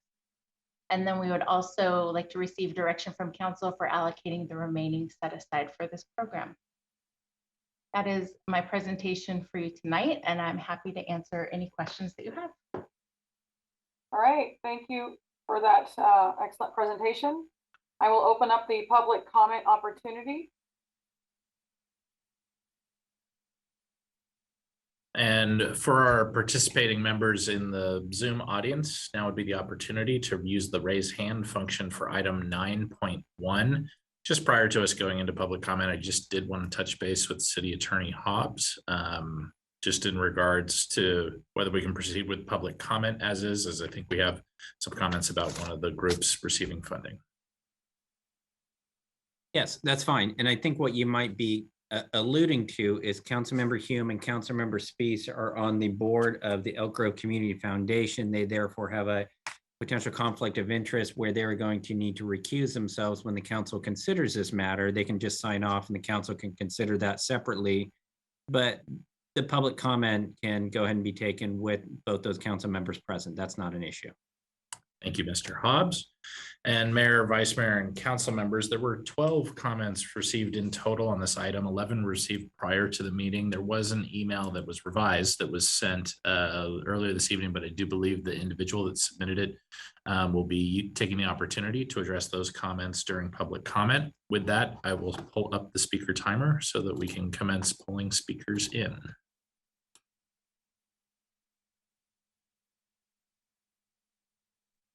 Justine Riga, you may go ahead. You have 3 minutes. Hello, thank you for this opportunity to address the council. My family and I have been residents of Elk Grove since 2008, and we have loved seeing the new positive developments around our city. Nonprofits have been an essential part of our community, and all the organizations are in need of the American Rescue Plan grant. It is concerning to me that some of the funds requested are being shifted or being allocated. In particular, the Musical Mayhem Productions organizations is set to receive less than half of their requested funds. The document states review panel recommended partial funding based on percentage of Elk Grove residents served and demonstrated economic loss. The percentage of Elk Grove residents served has greatly been impacted during the pandemic. Since Elk Grove has no theater venue yet, which would generate more revenue than not having a theater, Musical Mayhem Productions has had to be creative in finding creative art spaces. They usually rent out Elk Grove School District High School theaters, but since COVID, no shows could be performed there. It would be really a very unique way to pay back the art by helping us continue the arts in Elk Grove so that more attractions can come to our city and more revenue can be generated here as well. Thank you for letting me address the council. I give my time. Thank you. Thank you so much for calling. Next caller, please. Tahira Kraft, you may go ahead. You have 3 minutes. I just want to take a minute, Mayor, Vice Mayor, and council members. My name is Tahiri Kraft from Sacramento Self-Help Housing. I am the Director of Housing Services, and I think this funding is an amazing opportunity to help Elk Grove residents. The idea of a new program that can really help our households in that community that have been impacted is going to be phenomenal, to be able to give them funding to assist them to get back on their feet. You have amazing programs in that community that you support, from the additional transitional houses, the shelters, even the Renters Helpline, the Elk Grove Heart. You have such a great community that referrals and assistance in this community is going to be greatly appreciated. And I just wanted to let you know how much we appreciated you giving the community this opportunity to apply for new programs and to really make an impact. So thank you so much. Thank you so much for calling. We'll go on to our next caller. Marcus Secure, you may go ahead. You have 3 minutes. Okay, this is Teresa. Can you hear me? We can. Go ahead. Okay, hello. Thank you for giving me the opportunity to speak. I'm Teresa Gutierrez, and I'm the president of the Art Nurse nonprofit. And I just wanted to say that the Art Nurse co-founders, we both are residents in Elk Grove and have been residents here for the past 7-8 years.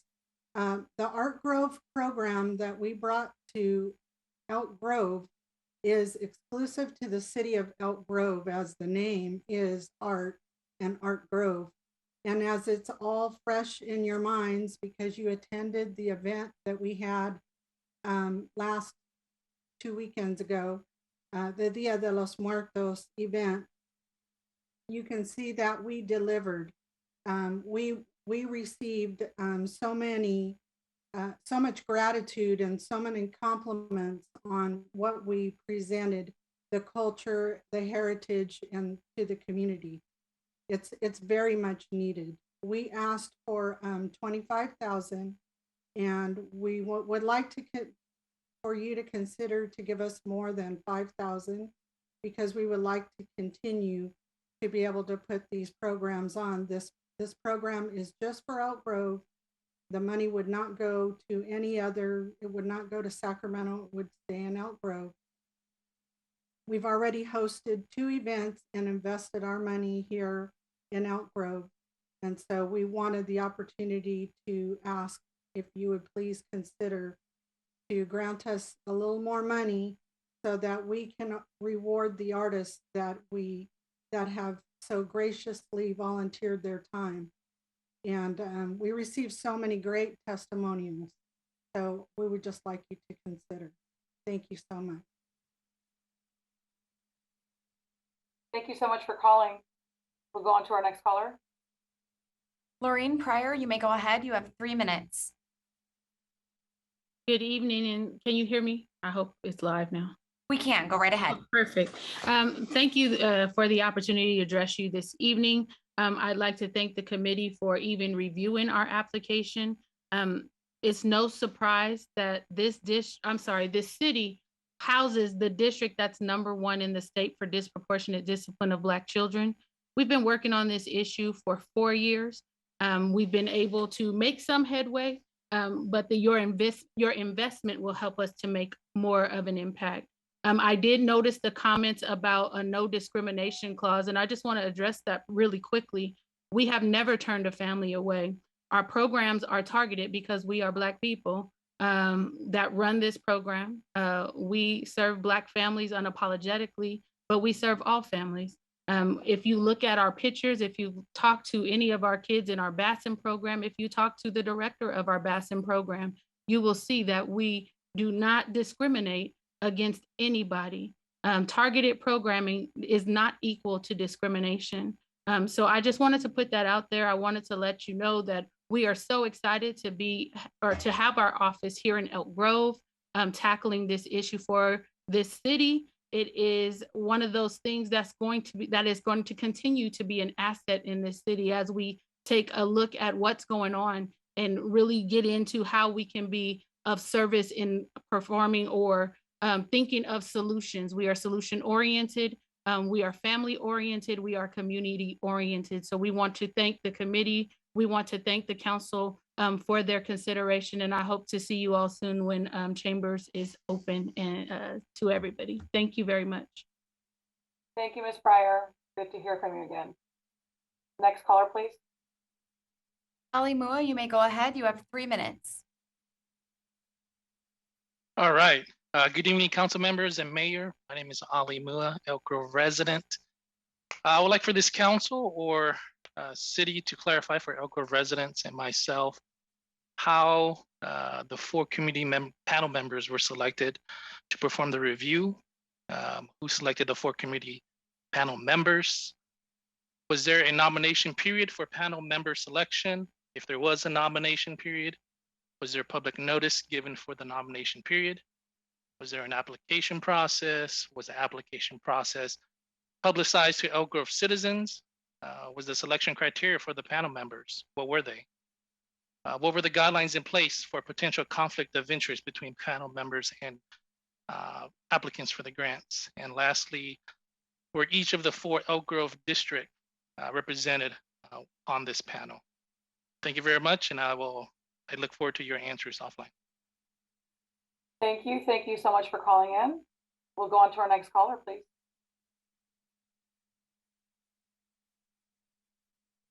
And looking over our list of attendees in the Zoom environment, I do not see any additional raised hands to address item 9.1. That'll conclude public comment for this item. All right, very good. Then I will go ahead and close the public comment opportunity. And I believe this is where our 2 of our members are going to step out for a bit. Right. And I just Madam Mayor. Sure. Go ahead. I'm sorry. Well, I was just going to say, so Kevin and I are both on the board of the Regional Scholarship Foundation, which is listed as Elk Grove Community Foundation, as that's our legal name. And so if the council could take that line item first, and then we could come back and be a part of the larger discussion. Yeah, and I would just put that a little bit of a point on that as well, is just to make sure we limit it only to that one, because I do have some questions about other things in here, and I certainly want to be present for that conversation. All right, we will only address the one item. All right, with that, I'm. But before we do that, if Mr. Hume's already gone, can you come back? Okay. It would be worthwhile, since some questions were raised by one of our callers, for you to be privy to that as we deliberate, at least for the single item. So if I can call on Mr. Bierman to address just some of the questions as it relates to the panel, who was in there, the recruitment process and so forth. I don't have the long list, but I'm sure it was one of the email public comments as well. And then we'll go and talk about our grants. Sure, Madam Mayor, I'm happy to answer some of those questions and talk a little bit about our review panel. First, I'll note that the review panel is advisory only. City Council makes ultimately the funding decisions, but we find it helpful for the council to receive input from review panels such as this prior to making those funding decisions. We remind the council we used a similar process last year as part of our CARES Act on nonprofit grant funding allocations. And the way it works is each council member is given an opportunity to recommend a community member for service on the review committee, with the caveat and understanding that the members cannot be on any eligible nonprofit board or otherwise have any kind of conflict of interest. And I said it's pretty informal. but it provides the council an opportunity to receive some additional input as you deliberate in the funding process. All right, very good. Thank you for that update. And we'll see you momentarily, Mr. Hume and Mr. Spies.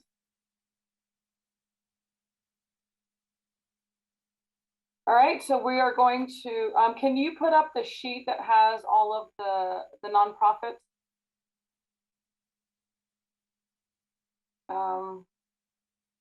Let's see.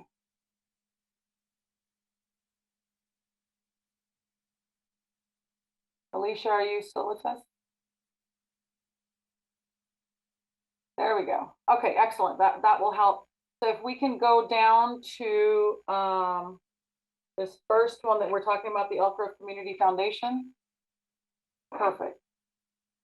Okay, very good.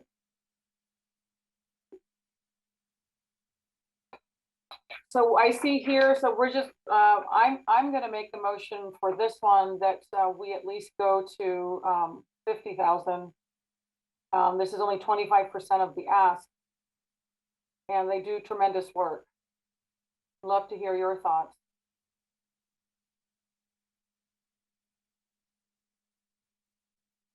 Councilmember Sun.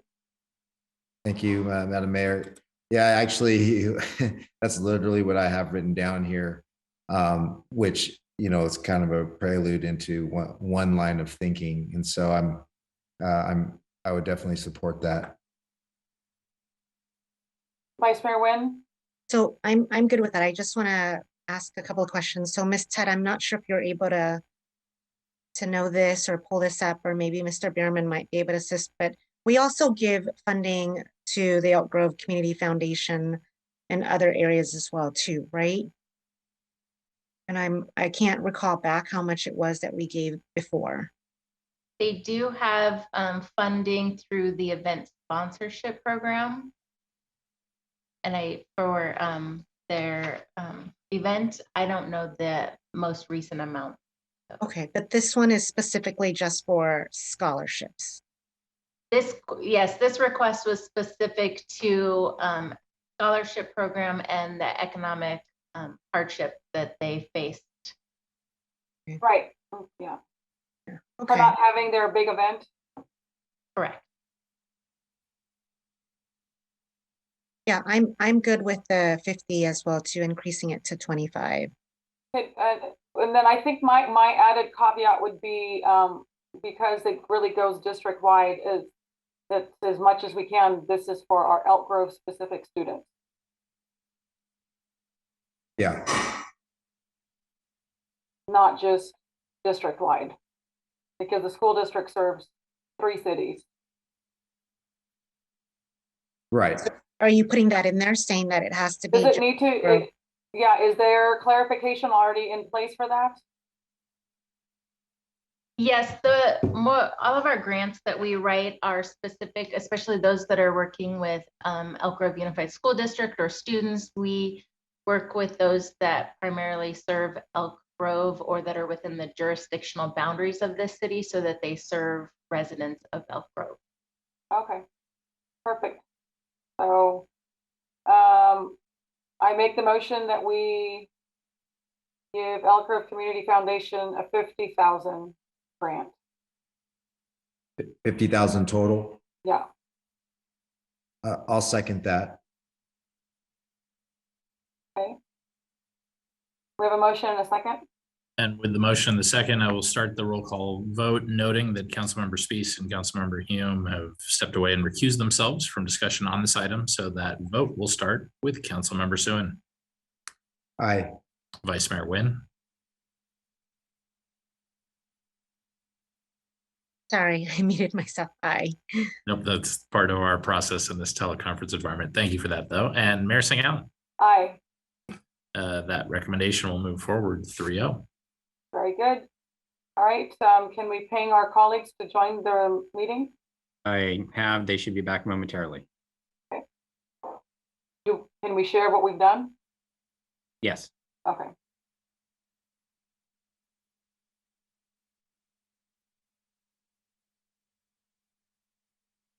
I don't see them on my screen. Do we have council members Spies and Hume back with us? I think they're still connecting. It might Okay. just take a little bit of time to get them both in. Spies is present. I see Spies. Councilmember Hume, are you here? Not yet.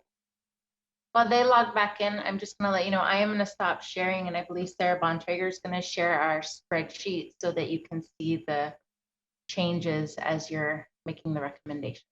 Okay, do we have Councilmember Hume back? He did just arrive back in the environment. Okay, excellent. Council members Hume and Spies, the three council members, we did allocate a 50,000 grant as opposed to the 25 that was recommended from the panel.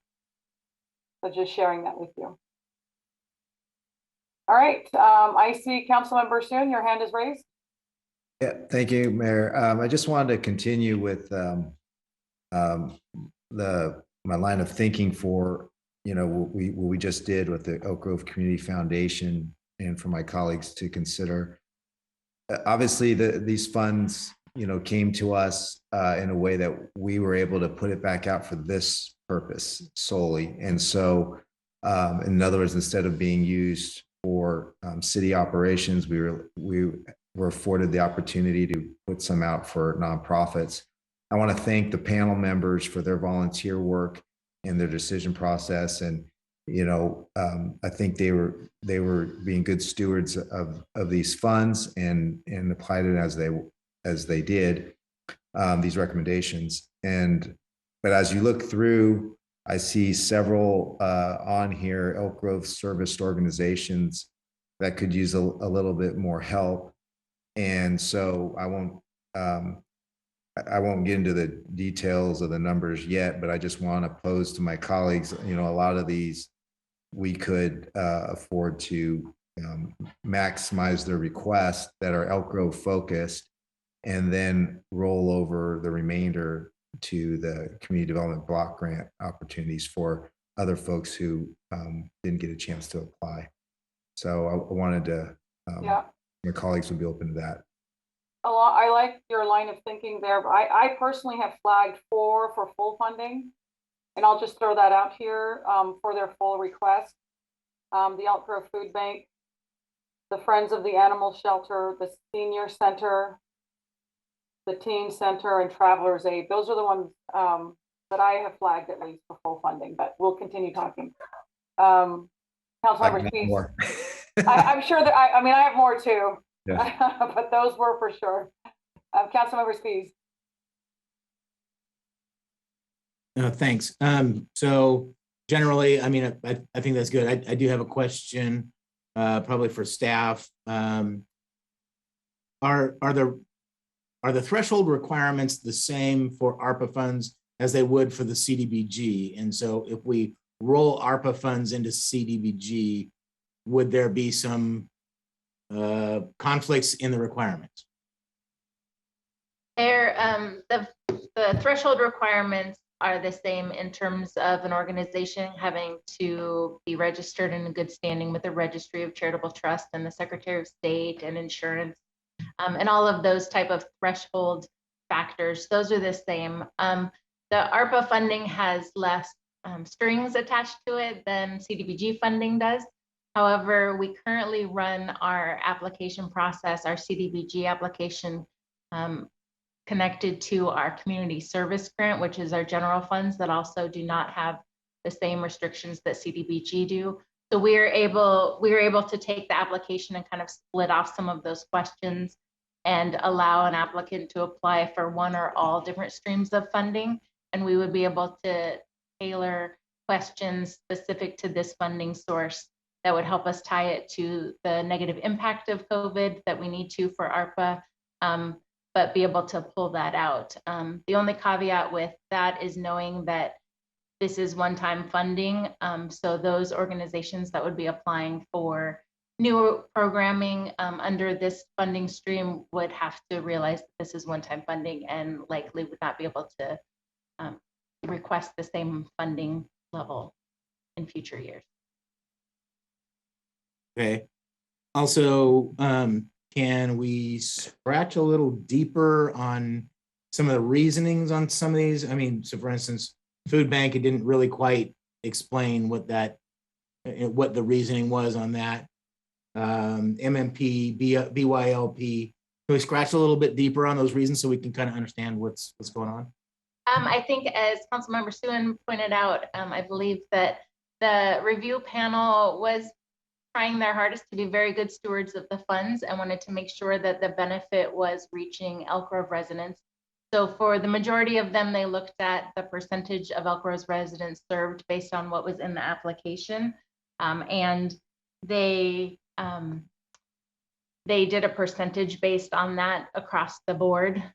They did have some concerns. I think we noted in the staff report, there were a lot of the applications or the applicants had a hard time demonstrating their economic hardship. And that's why staff has said prior to allocating funds that we will go back to them and to each applicant that needs to further document their economic hardship.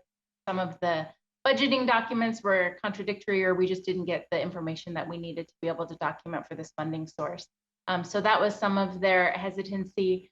And then others, I think for the food bank specifically, was just they were questioning the impact of the COVID pandemic had on some of the requests that they had. And so these were all things that we can go back and clarify with the applicants if we determine to fund them or what's approved. But they were just some things that maybe weren't necessarily clear in the application. Okay.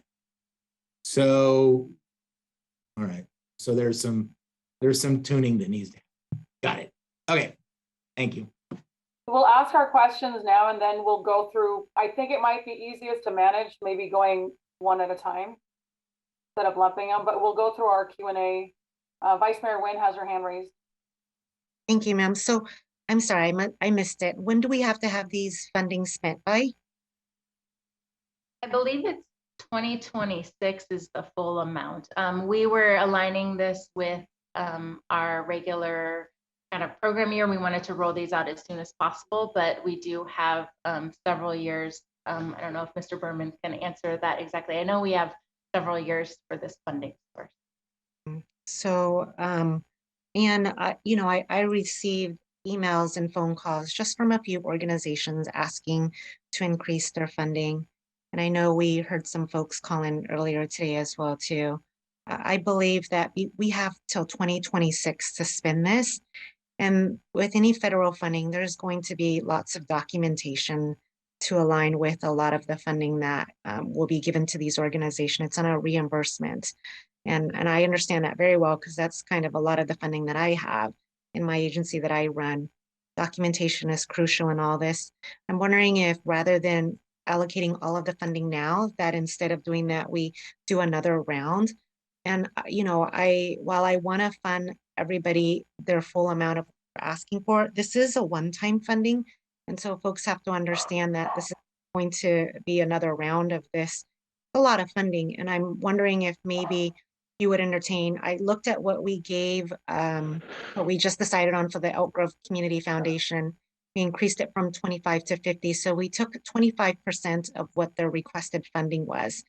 And so I would suggest maybe like Musical Mayhem, giving them an additional 25% of what their request was, as well as the food bank, but not to say that that's all that we give them, but giving them the opportunity to actually back once they've proven to us or given us the ability to evaluate their program and give them more during that time frame. A lot of things are going to change here in the next couple of months, and so it could be a good opportunity for them to maybe come back and even ask for more, or maybe come back and ask for less, or we may also be sitting on a lot more money because not everybody may be able to spend their funds down. Okay. Councilmember, there's no motion. These are just discussion items. Right, no motion. I'm not giving any motion. Funding all at this time and using all of the funds, at least I'm not. But there are certain that once it gets to my turn, I definitely want to advocate for full funding for some of them because the need is so dire. We'll go on to Councilmember Hume. Sure, Madam Mayor, thank you. I'll just say this, that, the many organizations around town and throughout the region that I'm involved with, either serving or attending their functions or acting as an auctioneer to help them raise funds. I can tell you that to an organization, they've been decimated by the lack of being able to gather during the pandemic. And so their primary source of raising funds to the organization, those that don't have dedicated development officers, is through events. And so not being able to have events has been extremely difficult. So I would like to add to the discussion, and I appreciate the comments from my colleagues so far, and I certainly support the Elk Grove specific charities that have been called to increase their funding, and particularly the Food Bank Senior Center, Teen Center, and Friends of the Elk Grove Animal Shelter. But I would add that one of the criteria perhaps that we look at, whether it's in this round or in a future round, as Vice Mayor Nguyen noted, is the loss of revenue due to events. And so it's one thing to just see the opportunity and ask for funding, but it's another thing when it's really backfilling money that they would have been dependent upon, had the pandemic not caused everybody not to be able to gather. So I would look at that through that lens as well. But I certainly, there were many on this list that I would like to see increase the funding. And I think perhaps looking at the reviewer score, the average reviewer score, as a metric towards, if we're going to go a percentage base, as was suggested, that might be another determinant. So thank you. I see our city manager's hand up. Yes, I just wanted to respond to the question about when the funds need to be spent. And it's by the end of 2024 is when the funds need to be spent, and any unused funds need to be returned to the federal government in 2026. And we don't want to return any of this. We want these nonprofits that Congress fought so hard for to get those funds. So I think in terms of managing this list, I would suggest that we just go item by item. I'm sorry, I have another question, Mayor. Yeah, Mayor, I do too. Chairman. I know, Darren. Go ahead, Councilmember Soon. Well, I was just wanting to Councilmember Hume's point, Jason, if you could come back on. I mean, I'm wondering if not by loss of revenue, how did the nonprofits demonstrate a hardship? Councilmember Hume mentioned about revenue lost from events, and I'm wondering. My understanding was that that's what they needed to show. Yeah, and I think that's one of the main things is the loss of revenue from the cancellation of events, right? That was one of probably the biggest revenue losses. The other thing is additional expenses incurred as a result of the pandemic. So the food bank, for example, had additional services, families out of work, et cetera. They had an increased demand. So those are kind of the two main things. Alicia may be able to add more insight into some of the specific things, but as she noted, I think that was one of the challenges we had, is getting specific information from some of the nonprofits about the financial details about their revenue loss or their extra expenses that we'll need to dig in deeper before we actually allocate any of the funds. So it's very possible that you could make a decision tonight that allocates a certain amount of money to a nonprofit, and they're ultimately not able to receive that because they can't document the actual funding loss. Does that make sense? And I think, as Jason mentioned, we did have many of the applicants just had a hard time documenting that. They provided budgets that didn't necessarily line up with each other, or the amounts didn't necessarily match what was in the application answers. So those are just things that we would need to go back with them and work with them on collecting the proper documentation. It's most likely there. We just need to be able to get it in a format that is clear and we can use for backup and documentation and auditing purposes. Alicia, would another round, be useful to you to establish that? That's what I'm wrestling with. I think the applications that we have are pretty representative of those nonprofits that are serving our population that we work with. I think their applications were good. We need to work with them to get proper documentation. I don't know if opening up another round is necessarily gonna help that. But like we said, if we do have additional funding that you guys want to add to the CSG or CDBG program, that would kind of work as another round in terms of that application's released in January. We could put this funding specific for the same purpose as this and have those dedicated questions, and versus doing just a separate ARPA application process. It would make it streamlined a little bit easier for our applicants, where they could apply for one or all three funding sources that we have available at that time. Okay, thank you.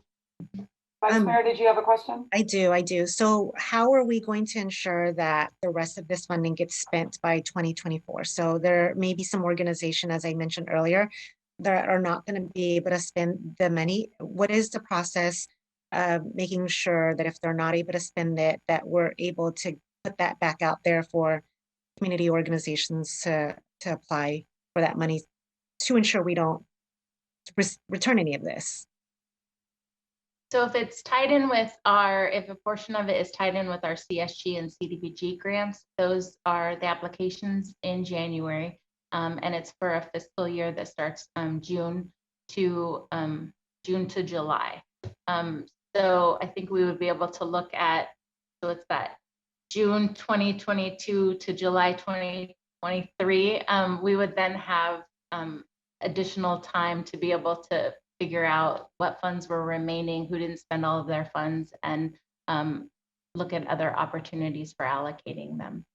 So there would be another round to kind of put this out there for organizations to apply. Because I know there are some organizations that probably should have applied that didn't, like Chicks in Crisis is one that I can think of, right?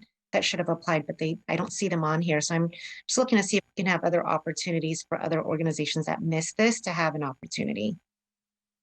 Yeah, if some of the funding is tied to the CSG CDBG program or application time, that will be released in January, which would start for the following fiscal year.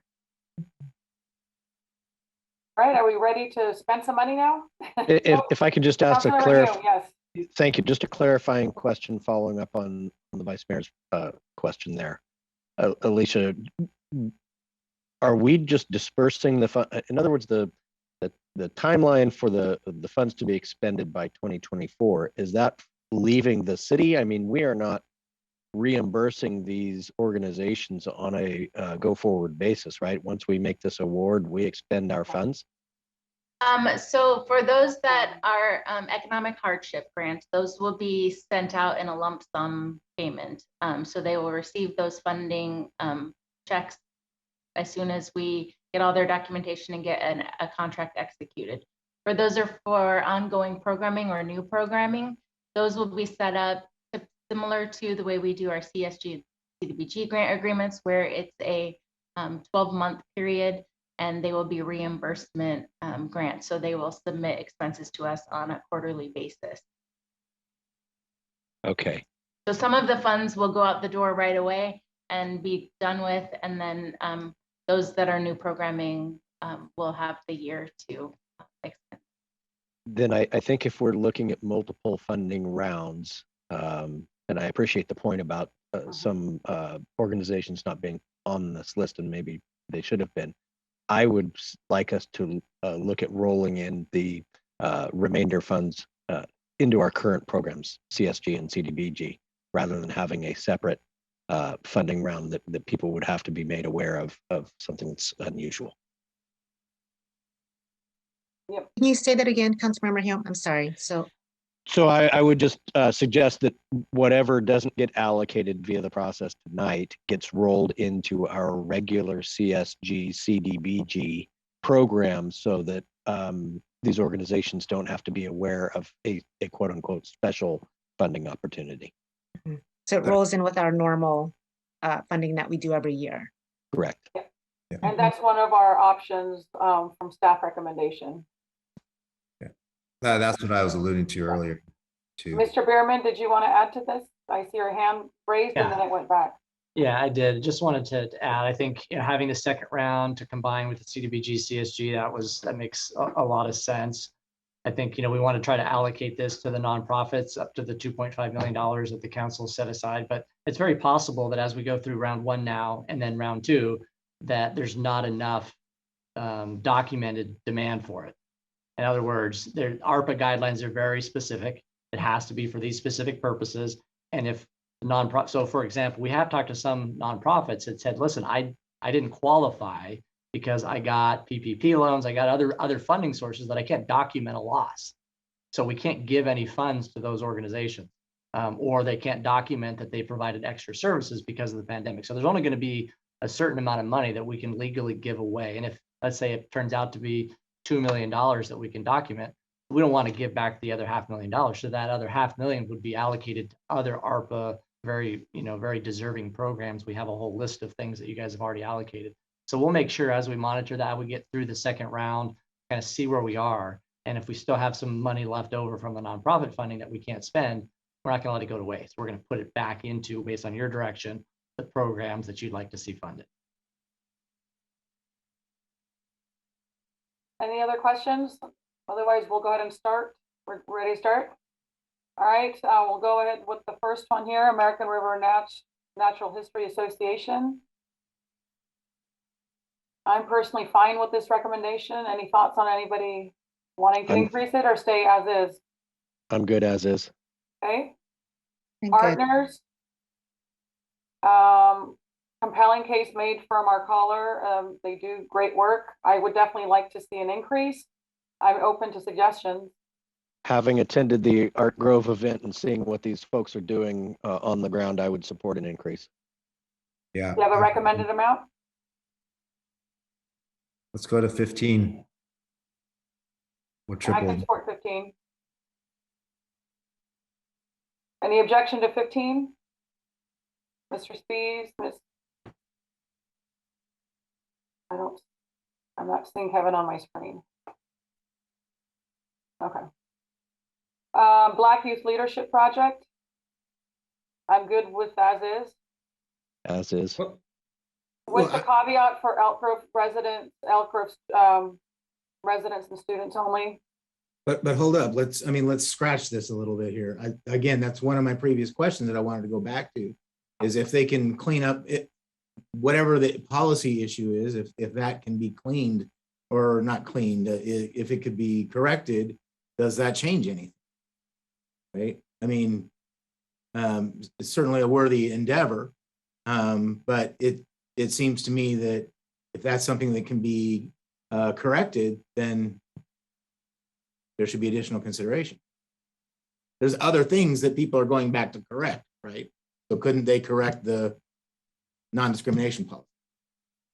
Do you have an amount, Mr. Spees, that you'd like to recommend? Maybe do another 10, 15, go to 65. Sure. It's But obviously, I feel like yeah. Go ahead, I'm sorry. I get that we want to increase everybody, and I do too, but we really need a process. We can't really just say, this is what I think, this is what I feel. I mean, it has to be based off of percentage, the score. We really need to look at that. I mean, I have no problems increasing them, but we're really just kind of throwing out numbers here. And I would prefer that we had some type of a metrics to go off of, which is why I said 25% of the requested amount, because that's what we did with Elk Grove Community Foundation. But I also want to consider that they do serve, certain organizations serve, our community or whatnot. But, I would feel more comfortable if we had some type of a metrics in place before we start throwing out numbers. And I'm 100% with you, absolutely. And I was going to ask a clarifying question earlier, but when you say 25% of the requested funding, do you actually mean an additional 25% of recommended funding? Because, I mean, if they're getting, you see what I'm saying? I just need you to clarify the column. Yeah, so I just did the one that we did the example for Elk Grove Community Foundation, and the requested funding was $100,000, and then we added an additional 25 to what the recommended funding was. So that what what took you up to 50,000? I'm just using that as an example. We don't right, have but to follow oh, that. tw- Yeah. Okay, increase it by 25% of the requested funding is what you said. Because I think Councilman Hume, I guess, well, I shouldn't put words in his mouth, but I think one of the things that he talked about is looking at the average reviewer score and using that as a metric. So I'm going to shut my pie hole and turn it over to Councilman Hume. And I'm good with that too. I just want us to have something in place. Absolutely. Absolutely agreed. And so to clarify what you two were just talking about, I think Vice Mayor, you are recommending 25% of the requested funding amount being sort of the target metric, but I would like us to look at the average reviewer score, and you know, because I was thinking about this as we were discussing this, and potentially, why don't we start then with, say, a threshold of they have to have an average reviewer score of 70, given that the first one where we said the recommended funding was okay is below that 70 threshold. Let's start there. We'll go through. And anything that we recommend for increased funding has to have that 70, and then we'll come back and once that's done. All right, let's see how that plugs in as we continue on. The only request that I would have is, as the mayor had mentioned earlier, there are some that when it comes to basic elemental, putting food on plates and clothes on backs, those to me, I'm going to propose to go to 100%. Absolutely, I would agree. So going back to the Black Youth Leadership Project, the recommendation would be as is, based on recommendation. Are we good with that? If we've accepted that 70% as the threshold. Yep. So let's move on. The next All one is. right. So the next one is done. We've done Elk Grove Community Foundation with the fine arts, Elk Grove Fine Arts. So 81% score recommended was 26,000. So what's 25% more? I don't do math.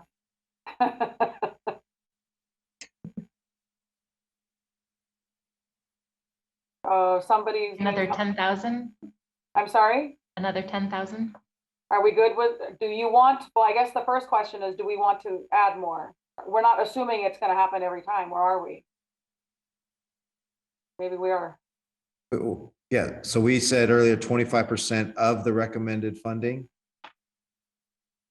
That way I heard. That was just, I just used that as an example because that's what we did for Elk Grove Community Foundation, but we don't, I mean, as Councilmember Speed says, there's ones that he's going to recommend 100%. And I'm going to do the same thing as well too. But I think that's a base that we can start at is 25%, right?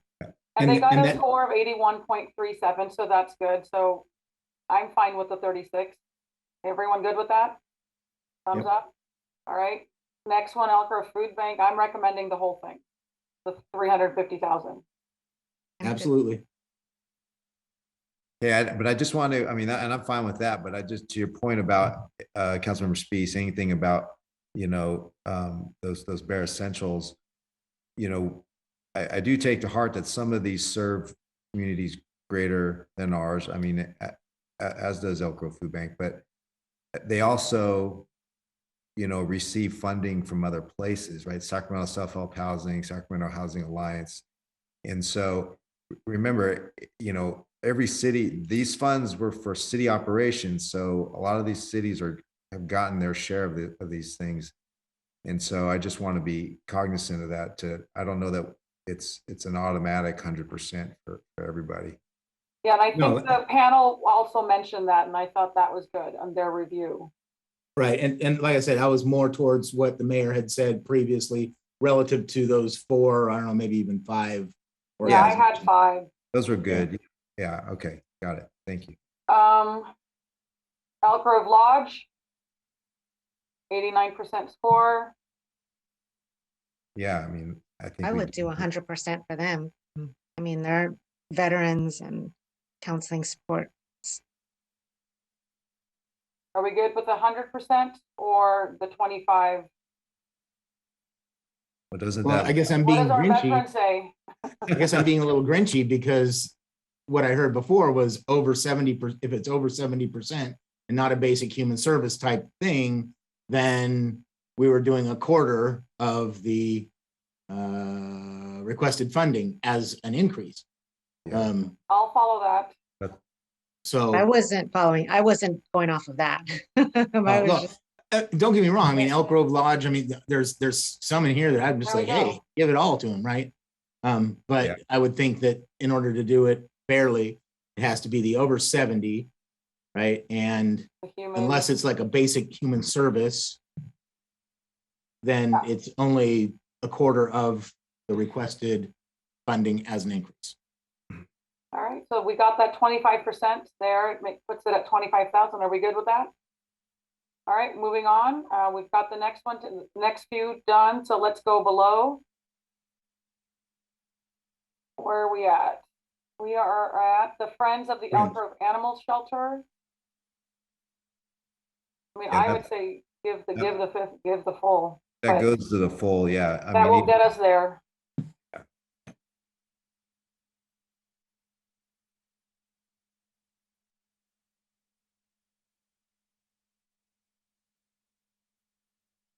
All right, Meals on Wheels.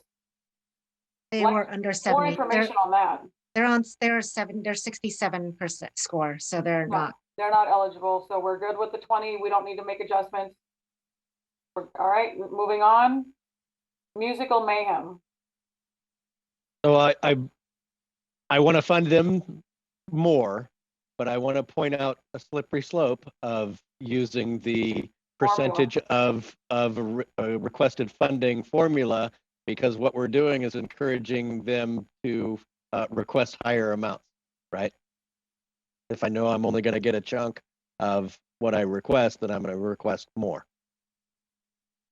I don't know if we want to take that into consideration, but I look at the amount they've requested, and that's potentially, well, no, then there's Sacramento Self-Help Housing requested more, but they aren't at the 70% or 70 threshold. So, well, I mean, this is for this application. I don't know that that's set in stone, is it? We're obviously trying to make a decision around. We're just using guidelines to help ourselves. We're not, bound by them. This is just guidance. I mean, we could step away from that and give them the full amount, Councilmember Human. I'd be supportive of that. So now you're going to my original There we proposal. go. We just went arbitrary. I mean, Give the all that- 209. people at Elk Grove Focus, give them the whole amount and then roll the rest over to the CBDG funds. So the 25% puts them just shy of 210,000. okay. Is that good? Too much? Are we good? I think that's a good starting point. All right. Well, and again, they are eligible for CDBG and CSG. Other stuff. Soon, Yeah. right? So Yeah. Okay, so that one, Sacramento Housing Alliance won't work.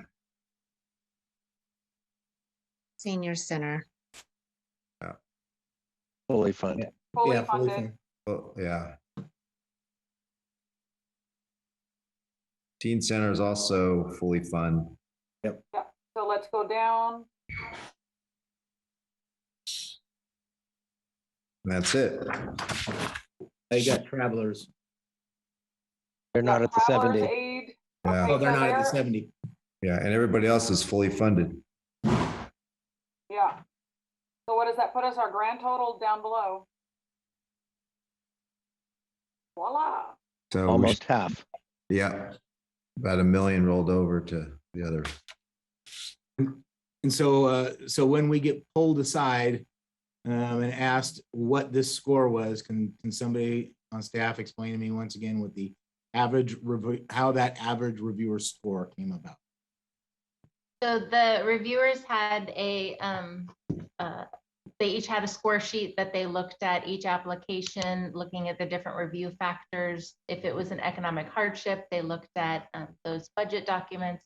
If it was a new program, they looked at program description. So they had different categories that they scored each application on. And then they were weighted across based on making sure that all the applications, whether it was an economic or new programming or one that had both, were all scored equally. They submitted their scores to us. We combined all of them and then put them in the average score prior to their discussion as a group. So they were asked to rate certain criteria on a 1 to 10 or a 1 to 5 or something like that? Different categories had different point values. So like impact, economic hardship, and the documentation of impact was like 25 points. And so they had different point values for the different review questions. And I can share a copy of that review score sheet with you if that will help. Yeah, I would appreciate that because I have no doubt that I'll probably get cornered at some point in time and say, how come I got this score? What was that about? You know, you're being arbitrary. Just if you could, you know, give me a little more information on that. Yeah, I think that would be helpful for all of us to have that. And it was a diverse group of panelists, so that's, I appreciate the makeup and their dedication in going through this process. All right, do you need anything else from us, or we'll move on to our next item? Well, you need a motion, don't you? We just did it. Yeah, I guess we can do a motion based on. So this is City Attorney Do we John. need one? You don't need a motion. Yeah. This was essentially done by consensus, and as long as there's no changes from what you just went through, and it doesn't sound like there are, the consensus worked just fine. Okay, good. And just to clarify, the direction of the remaining funding is to add it to the CDBG CSG allocation program. Yes. Yep. Yes. Sounds good.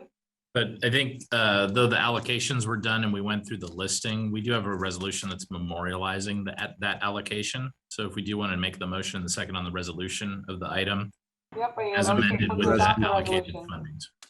Move to adopt the resolution. Second. Okay, we have a motion and a second. And that's for the resolution of item 9.1 as amended through the allocations that we ran through, but I'll start that roll call vote with council member. And this will also take the note of noting the abstention of council members Spies and Hume on the item for the Elk Grove Community Foundation. It's different than what I'm always remembered as the Scholarship Foundation. But with that, we'll go on with the roll call vote, and I will start with Councilmember Spies. Aye. Councilmember Hume. Aye. Councilmember Suen. Aye. Vice Mayor Nguyen. Aye. And Mayor Singh Allen. Aye. And there we are. We have a resolution as amended that passes 5-0. All right, very good. Next item, please. We'll take us on to item 9.2, which is to receive information and provide staff with direction regarding subsidizing transportation network companies or providing other transportation options for Old Town Elk Grove and District 56.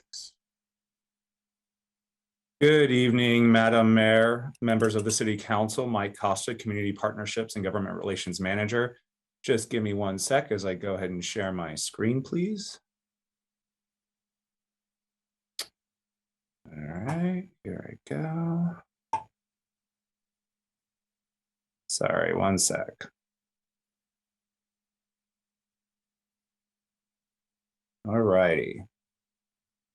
Can everyone see the screen, the presentation? Indeed, Mr. Costa, we have audio, we have visual. Please proceed. All right, perfect.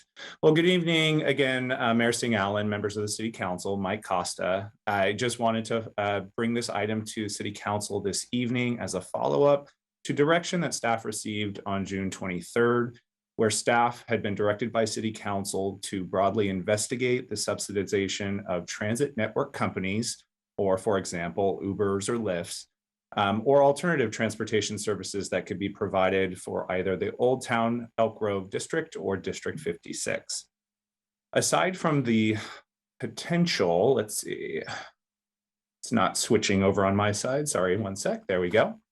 Aside from the potential for TNCs or transit network companies like Uber and Lyft to encourage people to utilize alternative transportation, the City Council also wanted staff to examine if subsidizing a ride-sharing discount incentive could result in traffic congestion reduction, parking demand alleviation, and also potentially community safety improvement benefits for the city.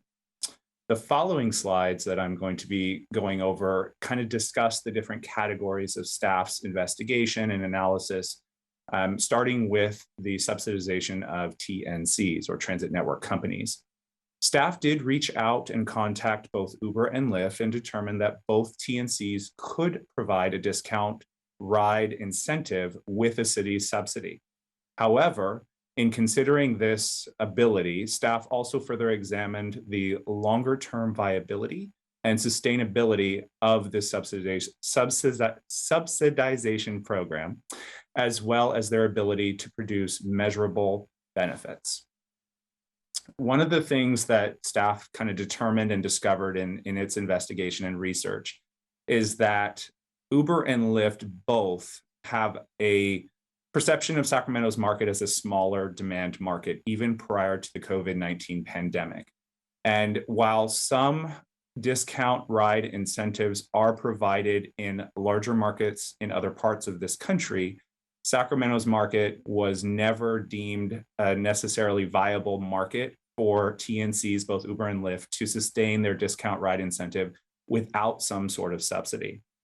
In addition, because of the COVID-19 pandemic, the Uber and Lyft programs for shared ride or pooled program discounts are currently not available due to health and safety, either requirements or considerations.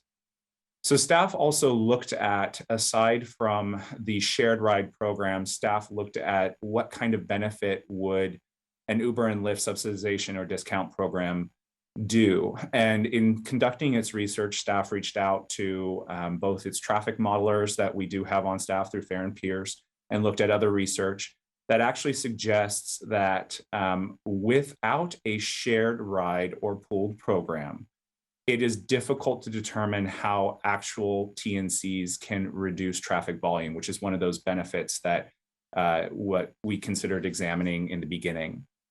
And some research even actually suggests that TNCs like Uber and Lyft can have the potential to increase traffic volumes because of their nature when they deadhead their service. For instance, when they are traveling to and from the pickup of passengers. And without that shared ride or pooled service, it is also difficult to determine their benefit because they're just essentially replacing another personal vehicle, essentially, unless they upgrade to a larger vehicle that can have a greater capacity to transport more people at a given time, which both Uber and Lyft do not offer larger vehicles outside of their XL category, which is a like a standard suburban size vehicle at this time. So looking at that research and looking at what Uber and Lyft can offer, staff determined that larger vehicles would really be needed, essentially vehicles that Uber and Lyft do not currently offer, to realize any of the shared pooled ride traffic reduction benefits that could come from alternative transportation. To give a little bit of history or overview of some of the existing alternative transportation options that exist in the Old Town and District 56 areas, as many of you are aware, prior to annexation, the city had operated transit services, and now SAC-RT, or Sacramento Regional Transit District, provides fixed route services both to Old Town, Elk Grove, and District 56. However, this service is limited in its frequency and also its span of service during both the weekdays, and also limited on only some services being offered in the weekend days like Saturday, with no service offered on Sundays. SAC-RT also, beginning on July 1st of this past year, concurrent with annexation, provides an on-demand microtransit service for the city called Smart Ride. And the Elk Grove zone itself currently is located immediately east of Waterman Road. However, in the beginning of next year, or calendar year 2022, that zone is anticipated to be expanded to cover the Old Town District by all the way expanding to Elk Grove Florin Road. However, as you can see on the slide in front of you, it's not anticipated that that service will be provided in the late hours as currently operated right now, where it's just provided Monday through Fridays between 7 a.m. and 7 p.m., which is about the same time frame as the existing public fixed route services are also provided. Staff also looked at and contacted Via Transportation, which is a current service. It's an on-demand service that's provided in the city of West Sacramento. However, in looking at that program and in speaking with some of its representatives, it is looking like that would be a much higher cost to pilot a program with VIA comparative to a subsidization of a TNC program. If council is wanting staff to look at that service further to be provided in areas like Old Town or District 56, staff would recommend that council direct staff to return with some more comprehensive financial analysis, as well as potential funding mechanisms to examine that service further and the feasibility of it at a later time.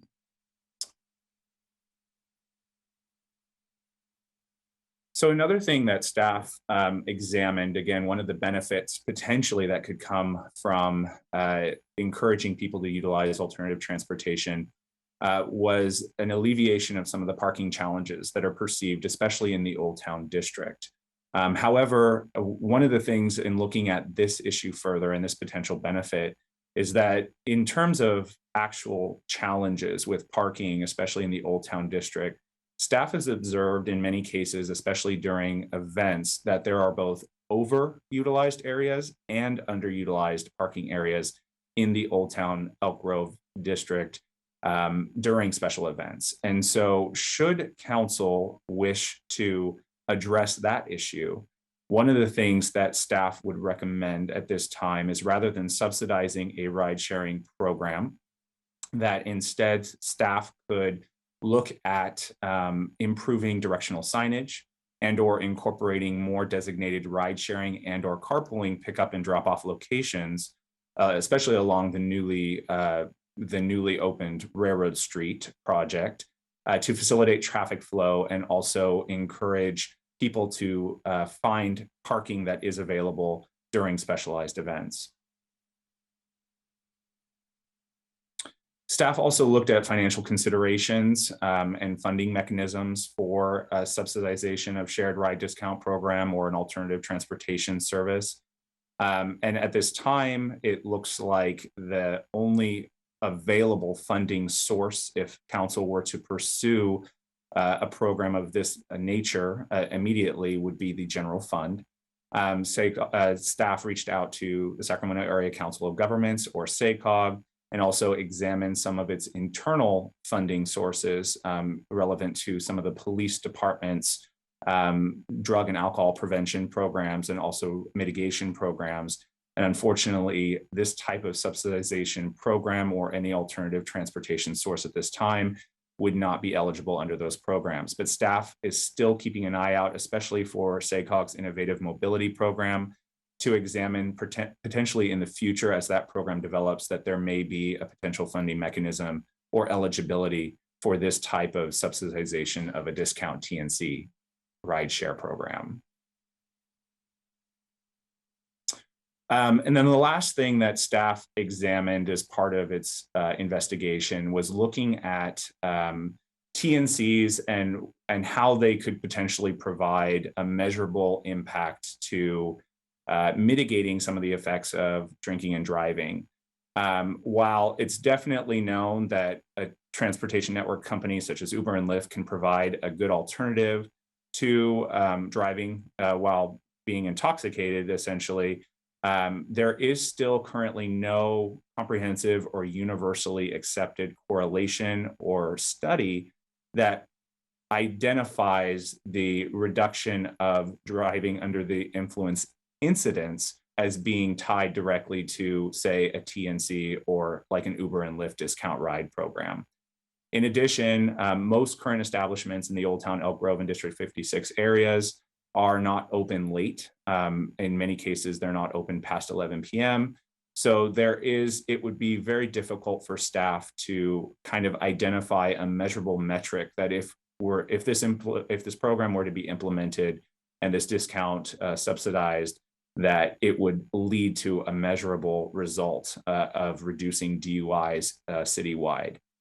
In addition, after the publication of this staff report, the city staff also reached out to some of the recent event organizers that have held events in Old Town Elk Grove, especially the last event organized by Explore Elk Grove, which was, I believe, the Uncorked and Uncapped event, which did involve some subsidization, I believe, of an Uber and Lyft discount ride program.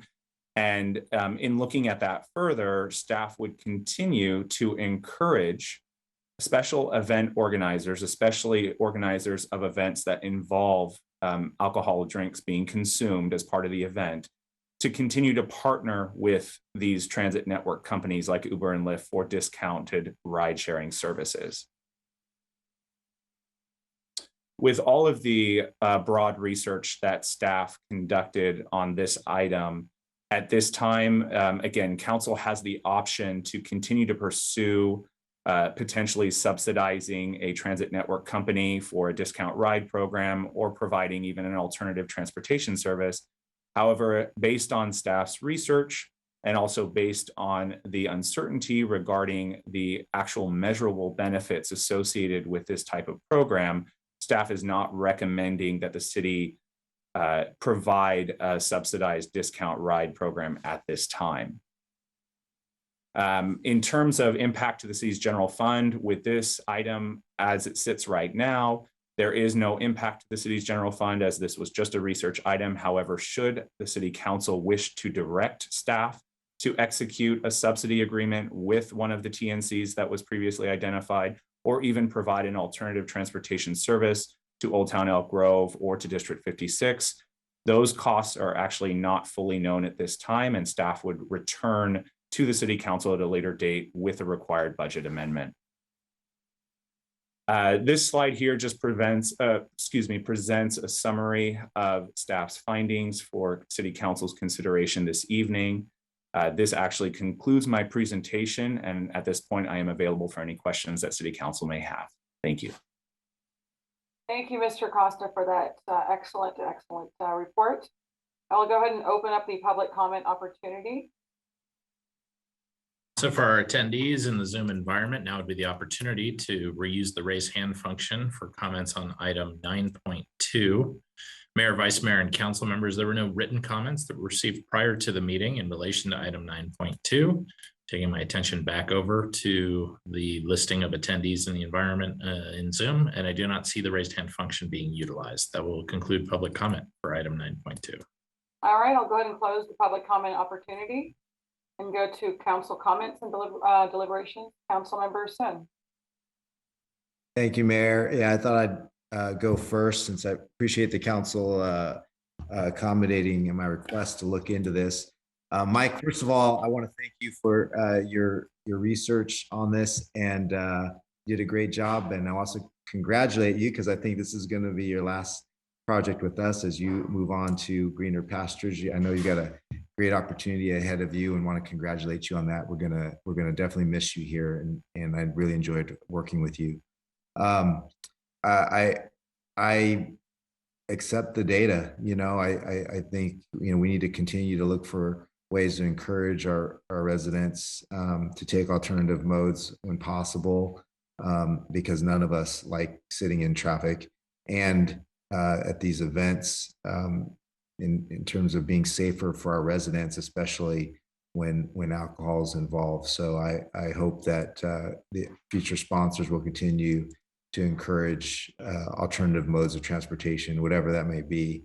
I'm still hopeful that we'll get a bike share, scooter share program one day to again provide other alternatives for our residents to get around our city and alleviate some of that traffic in the roads.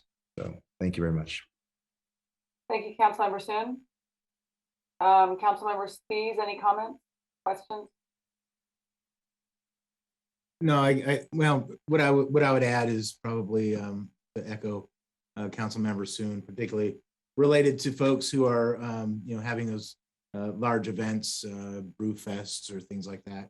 We definitely want to, as a city, continue to encourage them to strike up some sort of deal with TNCs. I think that's the right thing to do, and I appreciate the rest of the information. Thank you.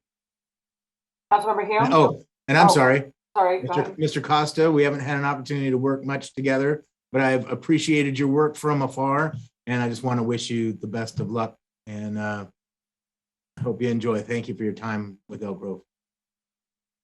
Councilmember Hume, any questions, comments? No questions. My comments would be, I appreciate the work that staff put into really digging into this request. And I would differ with Councilmember Suen. I don't know that it's greener pastures necessarily, Mike, but I know that going to PCTPA, it gets back to your wheelhouse. And so I wish you the best of luck. Unlike Councilmember Spies, I've had the opportunity to work quite closely with you on a lot of transit and transportation related items, and you are a outstanding example of what an informed person in your field should be. And so thank you, and I wish you the best of luck. Thank you. Vice Mayor Nguyen? I echo same words as my colleagues. Thank you for the report. And Mr. Costa, I'm gonna miss getting your emails, your update emails and whatnot. And so good luck to you. And I hope we will continue to run into you through all the work that we do in the two cities. Thank you. And then, this is an excellent report. I like having data-driven decision-making. And so the numbers and the facts that you've presented are great. And, as our city grows, as Project Elevate is up and running, the need for moving our community from point A to point B and getting us to these destination locations, District 56, Project Elevate, Old Town Plaza. We'll have definitely opportunities to examine what we have and examine the great options here for us to consider in the future. And it is definitely important work because traffic congestion is something that we hear all the time. So to the extent that we can encourage carpooling, using ride share for those events as needed, and our new partnership with SAC-RT as those routes increase in the city of Elk Grove, we have tremendous opportunities coming up. So, so I look forward to collaborating with whomever will be replacing you. I'm sad to see you go. I had a great pleasure of working with you with the SAC-RT partnership and with Elk Grove Unified School District, and we had a fun little project encouraging our students to take the bus to school and alleviate a lot of that traffic congestion. So the more that we can do the awareness of what we do have in place and what the options are, including something as simple as carpooling that won't cost us anything. So thank you again for your service to our city. Wishing you the best of luck where you go. Thank you, sir. Thank you. It's been a pleasure and an honor to serve this city. So I really appreciate the kind words, and I wish this city the best as well. Thank you so much. Thank you, Mr. Costa. We will move on to our next item, please. I'll take us on to item 9.3, which is to consider revisions to the city's Diversity and Inclusion Commission. Yes, thank you. Let me share my.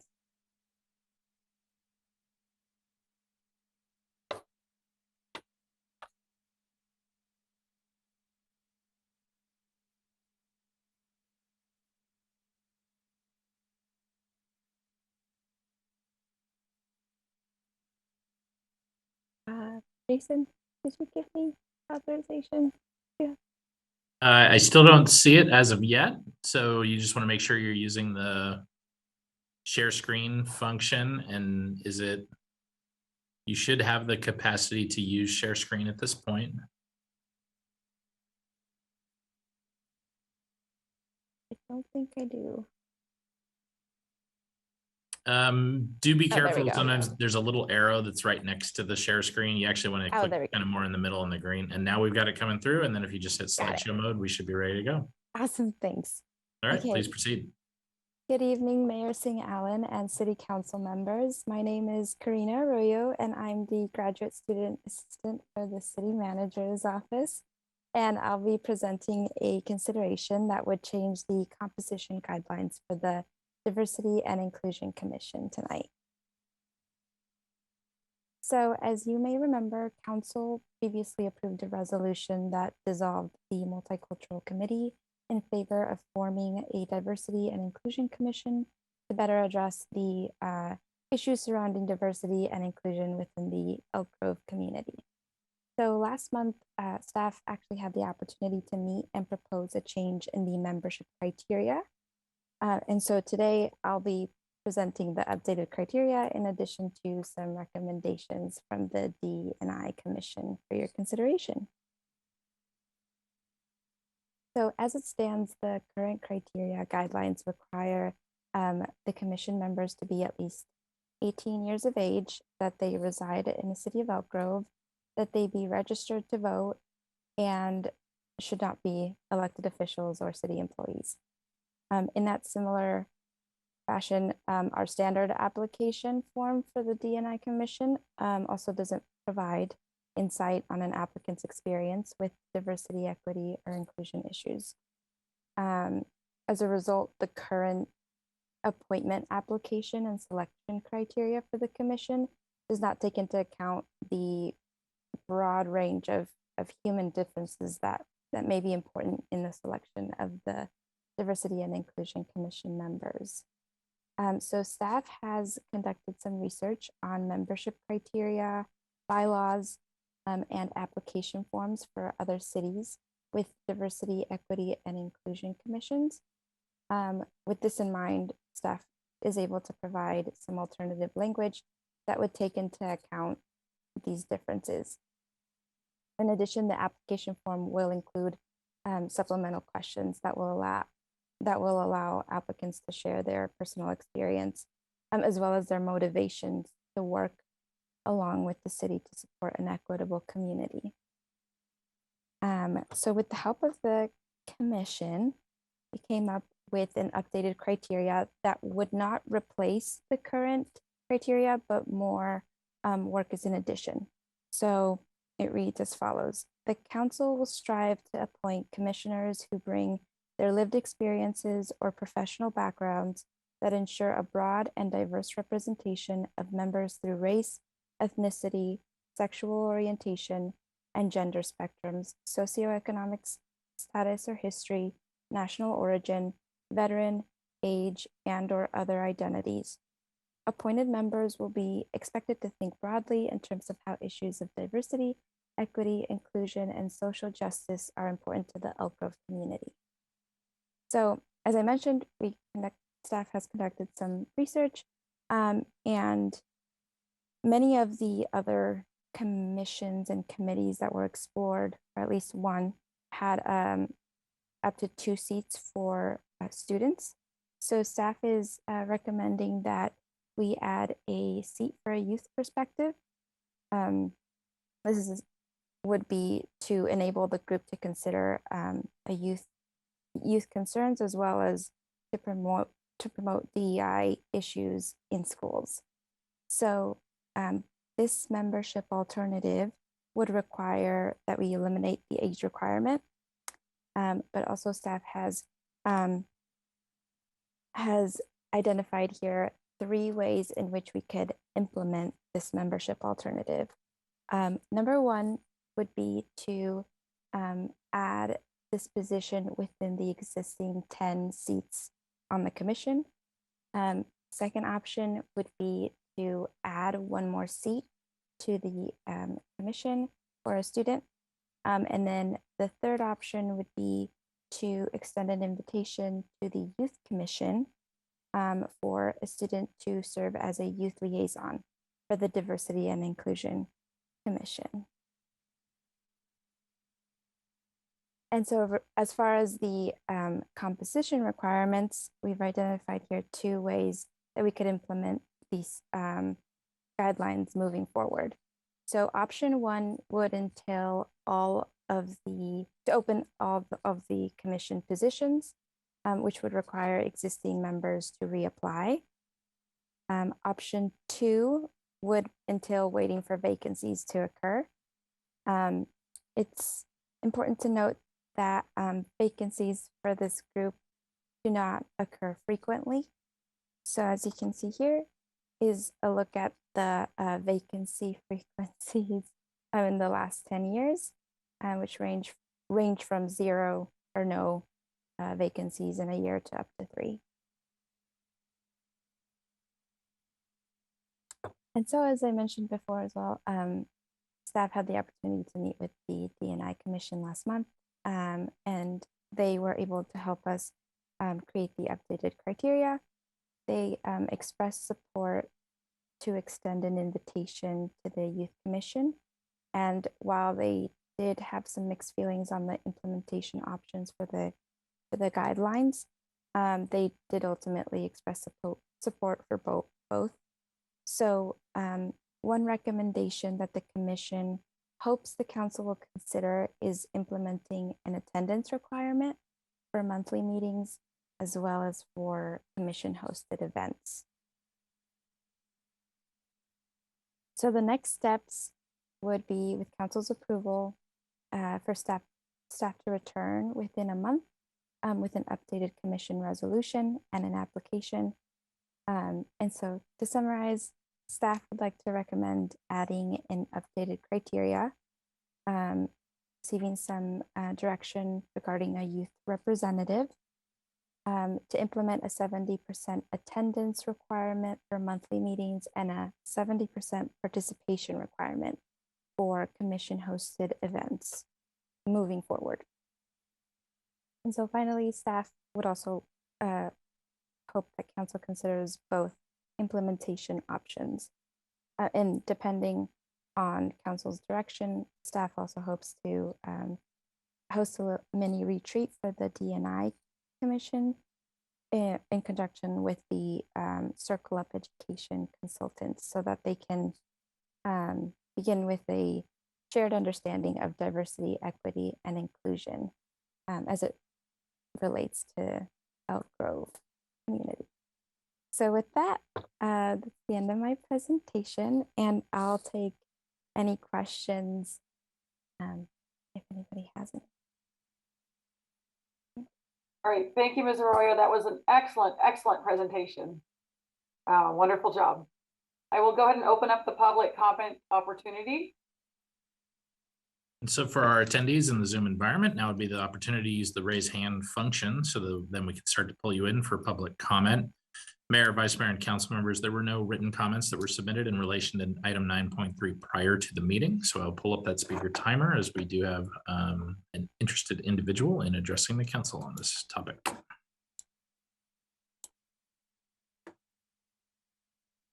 Tina Lee Voigt, you may go ahead. You have 3 minutes. Good evening, Mayor and City Council. My name is Tina Lee Voigt, and I'm your most recent appointment to the Diversity and Inclusion Commission. Although I've only been on the commission a few months, it has been evident that there is a core group of members who consistently participate in both our monthly meetings and community events. Unfortunately, there are members who do not fully participate. Lack of meeting attendance has impacted our ability to have or maintain a quorum required to conduct our business, and failure of all members to participate in events means that others bear a greater responsibility for representing our commission. I understand and appreciate the challenges staff has managing the commission, as I oversee the Housing Code Appeals and Advisory Board for the City of Sacramento. Last night, I successfully advocated for the reappointment of 2 members who serve in our board well. And I encourage their reappointment because it is helpful to have members with knowledge and experience who are committed to service. And our commission has several members, including myself, who are truly committed to serving Elk Grove. After reviewing the recommendations proposed by city staff, I'm asking the mayor and city council to support option 2, which would implement changes for new members and immediately adopt attendance and participation requirements for current members. I believe implementing requirements for attendance and participation will either encourage current members to become more engaged or force them to leave the commission, which will provide opportunities for others to apply. So as always, thank you so much for your support of our commission, and I'm available to answer any questions that you may have regarding my recommendation.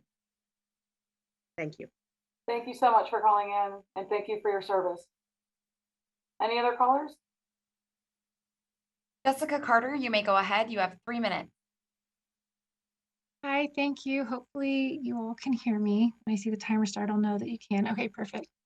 Thank you so much for taking time to listen to me speak today. And thank you very much to Tina for speaking up on our commission. I am also a member of our commission, and I support either way the council decides to go for the for handling our attendance requirement and for our membership. But I also wanted to reiterate that option 3, as far as having a youth commission liaison, how the commission stands now would be, I think, the best option for us, because at times it is difficult for us to have a quorum. I can repeat what Tina says, where we do have a core group of members who participate. And so to avoid having to get more people to show up to the commission meetings, I think having a liaison instead, where they're not necessarily required or counting toward attendance, would be helpful. And it would also be a great opportunity for the youth commission to, if they'd like to rotate through, or however you guys decide to do that, so that multiple people, multiple youth have the opportunity to participate in another commission. Thank you for your time. Thank you so much for calling in, and thank you for your service as well. Any other callers? I'm not seeing the raised hand function being used by any of our other participants in the Zoom environment. That will conclude public comment for item 9.3. All right, very good. Okay, if we can get Ms. Arroyo, if you can pull back the slides with the various options. Yes, I can. I definitely appreciate the feedback from the commission. There was excellent feedback. I particularly like what you have put in here for getting more insight from the applicants, so we have a better understanding of not only who they are, but why they want to serve, because the application over the years was very basic. Did not really get the information. We're a very diverse community, and given that the vacancies are so rare to begin with, I personally prefer option 1. And then with the criteria that you've established in accordance with a lot of the recommendations, really like that the committee came up with the attendance requirement. It shows a commitment to the commission and the work, because they do such tremendous work. And because there's so little turnover, you don't want someone to just hold up a space and not actually be doing the work like others.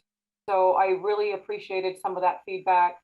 And the idea of having a youth commission representative also is attractive versus just another youth representative that's not part of the commission. And the reason I say that, having a representative from the commission brings the mindset of all of the commissioners, different schools, under one voice, so that that person then can advocate everything that they're hearing with this commission. So I like that recommendation as well. Love to hear from my other colleagues. I see Councilmember Hume's camera's on, so we'll go with you. Thank you, Madam Mayor. I'm trying to think up the hardest question I can possibly ask Karina right now, since this is her first time presenting before the council. But she did such a great job of her presentation, I don't believe that I have any.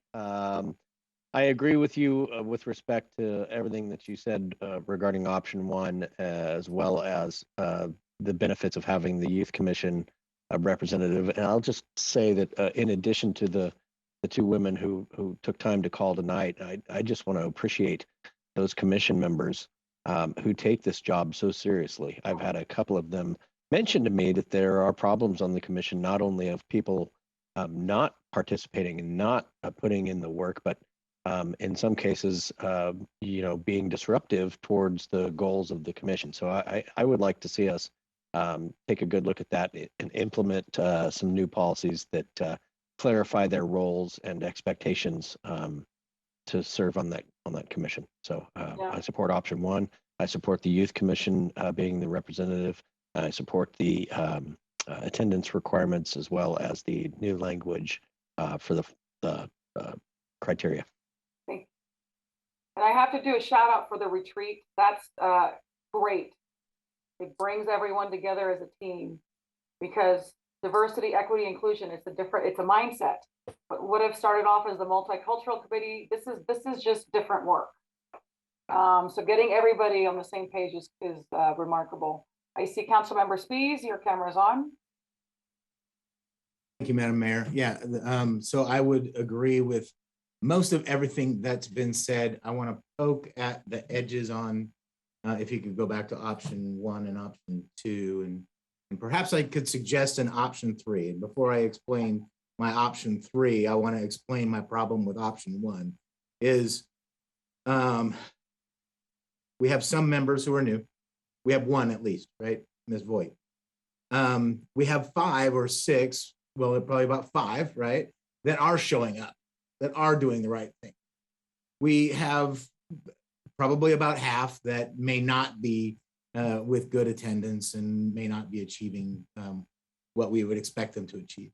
And so what I'm going to suggest, instead of option 1, where we can put a lot of effort into going to find or whittling through 20 commission positions, I think an option 3, with the reminder that, of course, they serve at the, I would assume it's at the pleasure of council, right? That perhaps someone has a conversation with those 5 folks who are not performing and saying, you know, hey, we'd like to take the council, or we'd like to take this commission in a different direction. And I'd like to invite you to take yourself out of it, right? Because no one really wants to go to a public vote, right? I think a lot of people, if they get put, you know, if they get offered that opportunity of, hey, this might be your time to retire or get voted out, nobody wants to vote out, right? So if we're going to go with option 1, which I'm not necessarily a big fan of, if we're going to go with option 1, one thing we do need to do better is the process by which we appoint them. And I think what I've heard from folks in different, you know, applying for commissions last time, et cetera, they feel as though if I don't know one of the city council, I won't get appointed. I don't know their phone number. I don't know their email. I can't text them, right? So perhaps if we do that, while it is a very big time commitment, perhaps we need to do a, I don't know, hey, we're going to have open interview for, 20 minutes or 10 minutes per person over a certain number of days, so that we can give folks the opportunity to at least be heard. That's what inclusion is, right? Giving everybody that opportunity. So I would like folks to think a little bit about option 3, inviting people to not come back. How do you propose that? What does that look like? What that would look like. Am I the bad guy who gets to call people? Well, yeah, I mean, because that's really how it is, right? I mean, the thing is, because everybody wants to provide respect, right? Everybody wants to give respect. And sometimes if people are faced with the notion or the idea that, well, if this goes to a vote, it may not be pretty for me, right? They might take that opportunity to step back. And I think that's more respectful. Whenever you have an adversary, always give them an exit, right? And this is not an adversarial position, but this is a respectful position, right?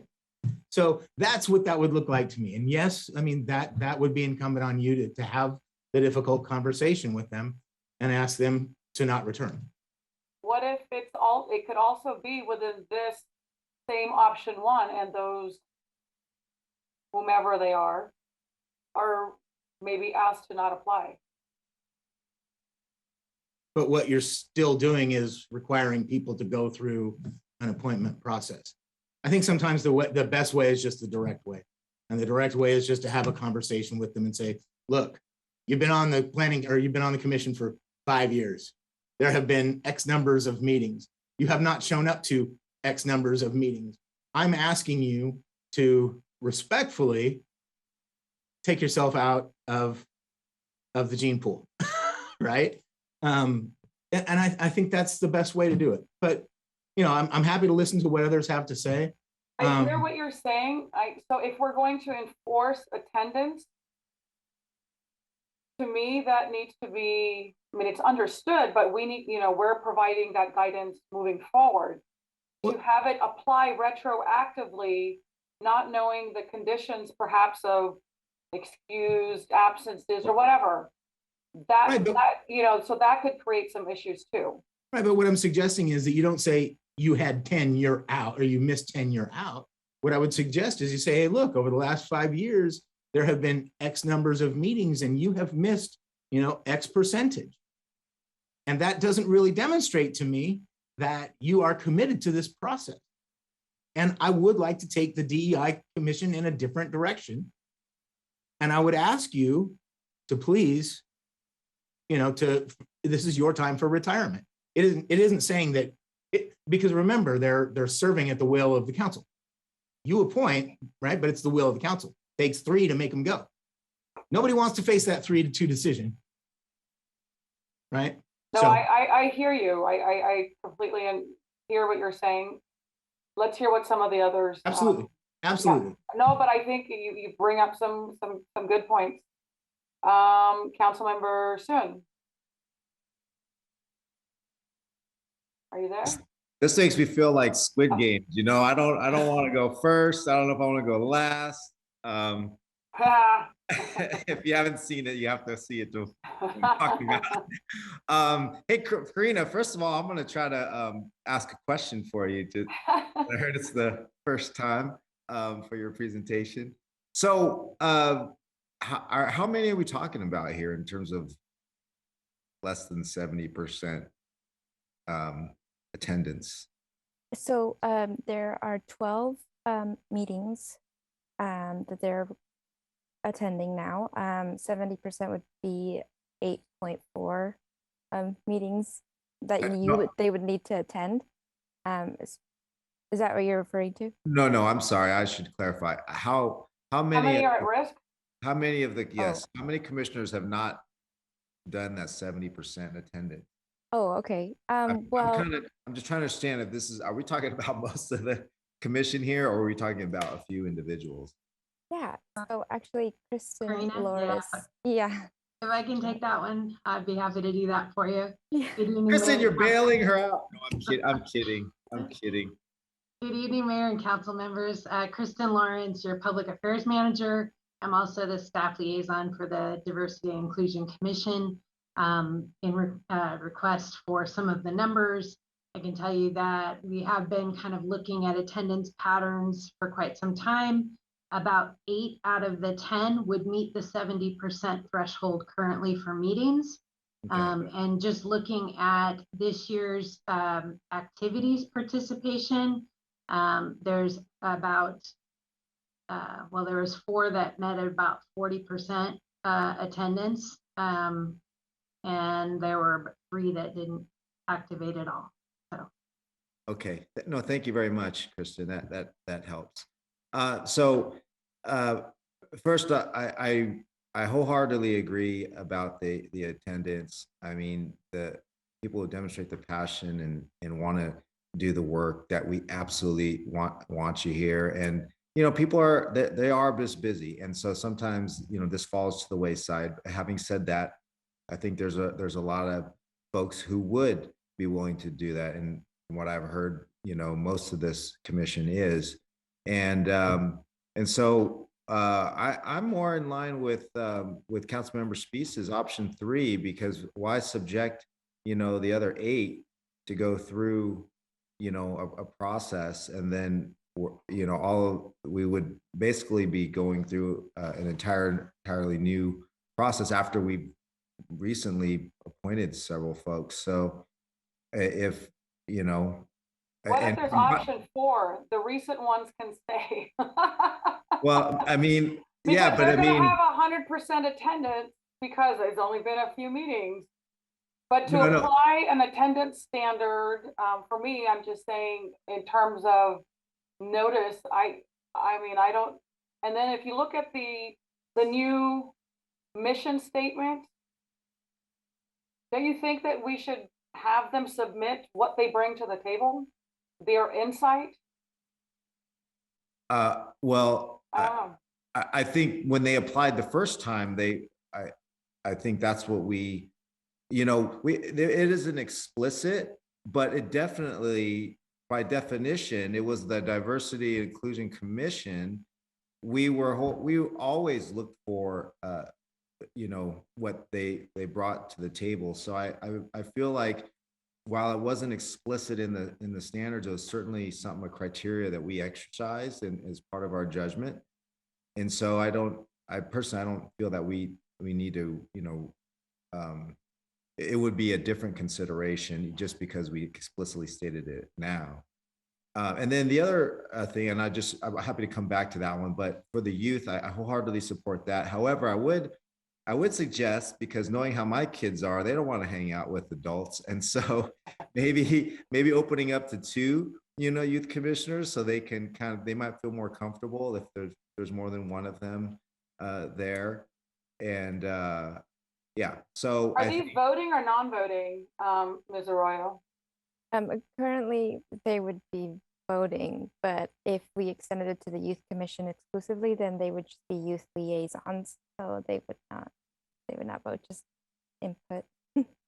Okay, yeah. So yeah, doing more than one, I think would be appropriate. And that's a good point you raised though, Mayor. And then, so 70% attendance, totally agree. Adding, more than one youth, I would ask for that. And then, so coming back to, option 1, so my guess is, if you put it all back out, obviously some aren't going to make it back on. So whether, whether we do it that way or just, make the call asking for their resignation. I mean, I think it's a hard one, but even if they're not reselected, that's just as difficult, and the result is still the same. In the meantime, if it's an attendance issue, sounds like the majority are, have been in attendance, have been putting in the work. And I don't know that that's fair to them to subject them to another whole process. So those are my current thoughts. Thank you. So it may not just be attendance. I think Mr. Hume raised a couple of concerns too, that while there may be, say, good attendance, but disruptive to the mission. So that is another criteria. Mr. Spies, your hand is raised. Yes, thanks. Just one thing I wanted to add to the 70% thing is, particularly given a situation in another commission, we may want to consider the 70% unless a leave has been granted, or because we have a planning commissioner who's on extended absence, right? That shouldn't count against him because he was granted. Right, because he's serving. Well, right. So, I mean, I think there, unless a granted leave of absence has occurred, right? Yeah. Okay. Yeah, I would agree with that. Vice Mayor Nguyen. Thank you. So first I want to agree with Councilmember Soon and adding 2 youth instead of 1. I think they would be able to kind of go together. Sometimes when you're a young person in a room with adults, it could be a little intimidating. And so I think adding 2 of them and just as a liaison from our youth commission would be a really good addition to this. I was for option 1, but listening to Councilmember Spies and Councilmember Soon's idea of going back and letting them know that here moving forward, here are the new guidelines, and it is more than just attendance, and it's attendance and also being involved and being a part of a lot of the events that we do.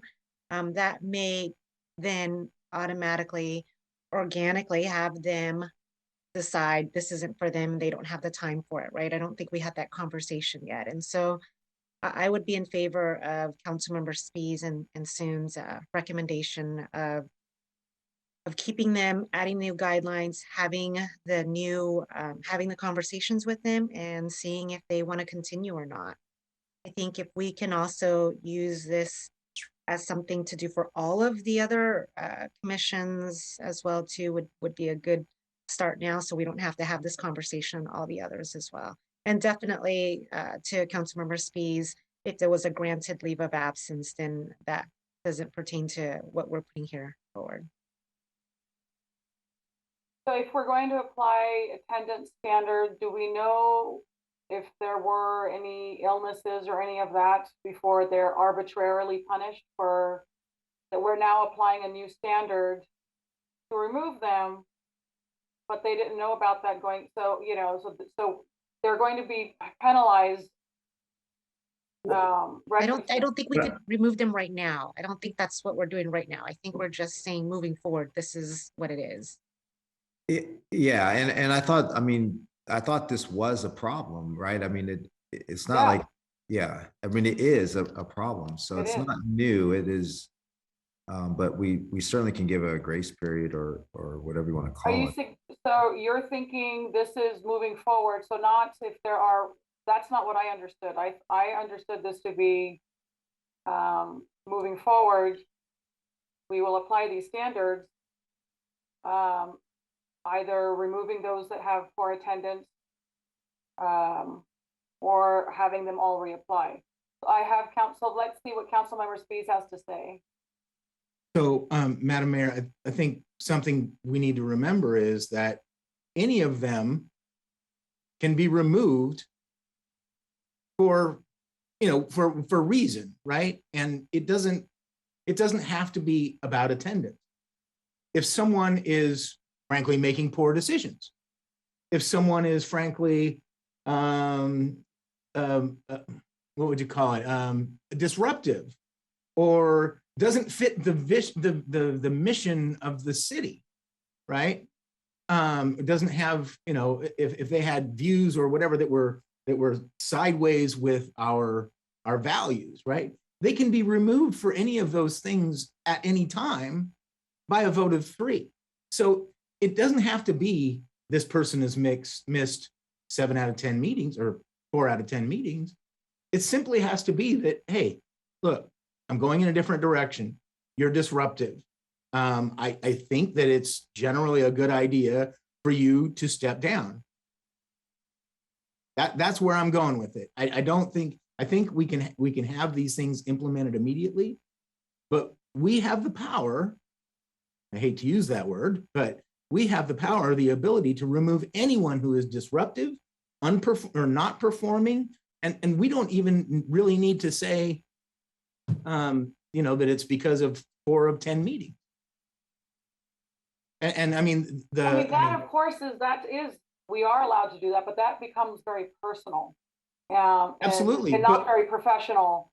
This is, for my, you know, option 1, if you have a new mission, affirm your commitment to this new mission. So I guess you've never, well, fortunately, and I have neither. I have seen it, however, but I have seen instances where people got walked in a very kind way. It was very clear to them that the tide was against them, right? And that they should not return, right? That's the conversation that we need to have. But anyhow, I'll be quiet for a while again. And Councilmember Hume. Thank you, Mr. Thank you, Mayor. And I certainly appreciate the point my colleague is making. And there we go. Lower the hand. I appreciate the point, and I appreciate sort of starting from a place of compassion. However, I think you alluded to this, or maybe I said it earlier, that there are more considerations than just attendance. And we have not constituted the membership of this board since we changed the very nature of it from a committee to a commission. We've added members, but we've not gone back retroactively to folks who were already on the commission. And so to the point you were just making in saying how personal it would be to go to an individual, you know, I think that's a little bit contradictory into what Councilmember Spies is putting forward in saying we don't want to do option 1 because that then creates a position where they don't get reappointed in favor of doing an option 3 or 4 that involves going to them and saying specifically, you are a problem and we don't want you on this board any longer. So I hold fast. I think option 1, you reconstitute it with a better adherence to the new mission of the commission, and and then apply those new criteria on a go-forward basis. Councilmember Sin? So to that point, if we were to do that, then okay, the same group commits everything. We reconstitute, and they okay, yes, we're going to do this. We're going to accept the mission. Then you wouldn't change anything at that, right? Hypothetically, that's what that means. We're gonna say, hey, let's start from scratch. We're gonna reset this. And here's the attendance. Here is the mission that we always intended. By the way, when we went from a committee to a commission, you know, the intention for that was very clear. I mean, I personally was there. You know, we said this, and we said it when we made that decision, and maybe that was lost, and you know, in memory and all that. But I see your points. Mayor and Councilmember Hume, but I'm just saying, what kind of change will you affect if you say, okay, this is what it is now, and then everybody says, okay, we're going to apply and we're going to all do it? Then you have the same group going forward until. We don't know that they will all reapply necessarily, because I mean, just think about the diversity of our city.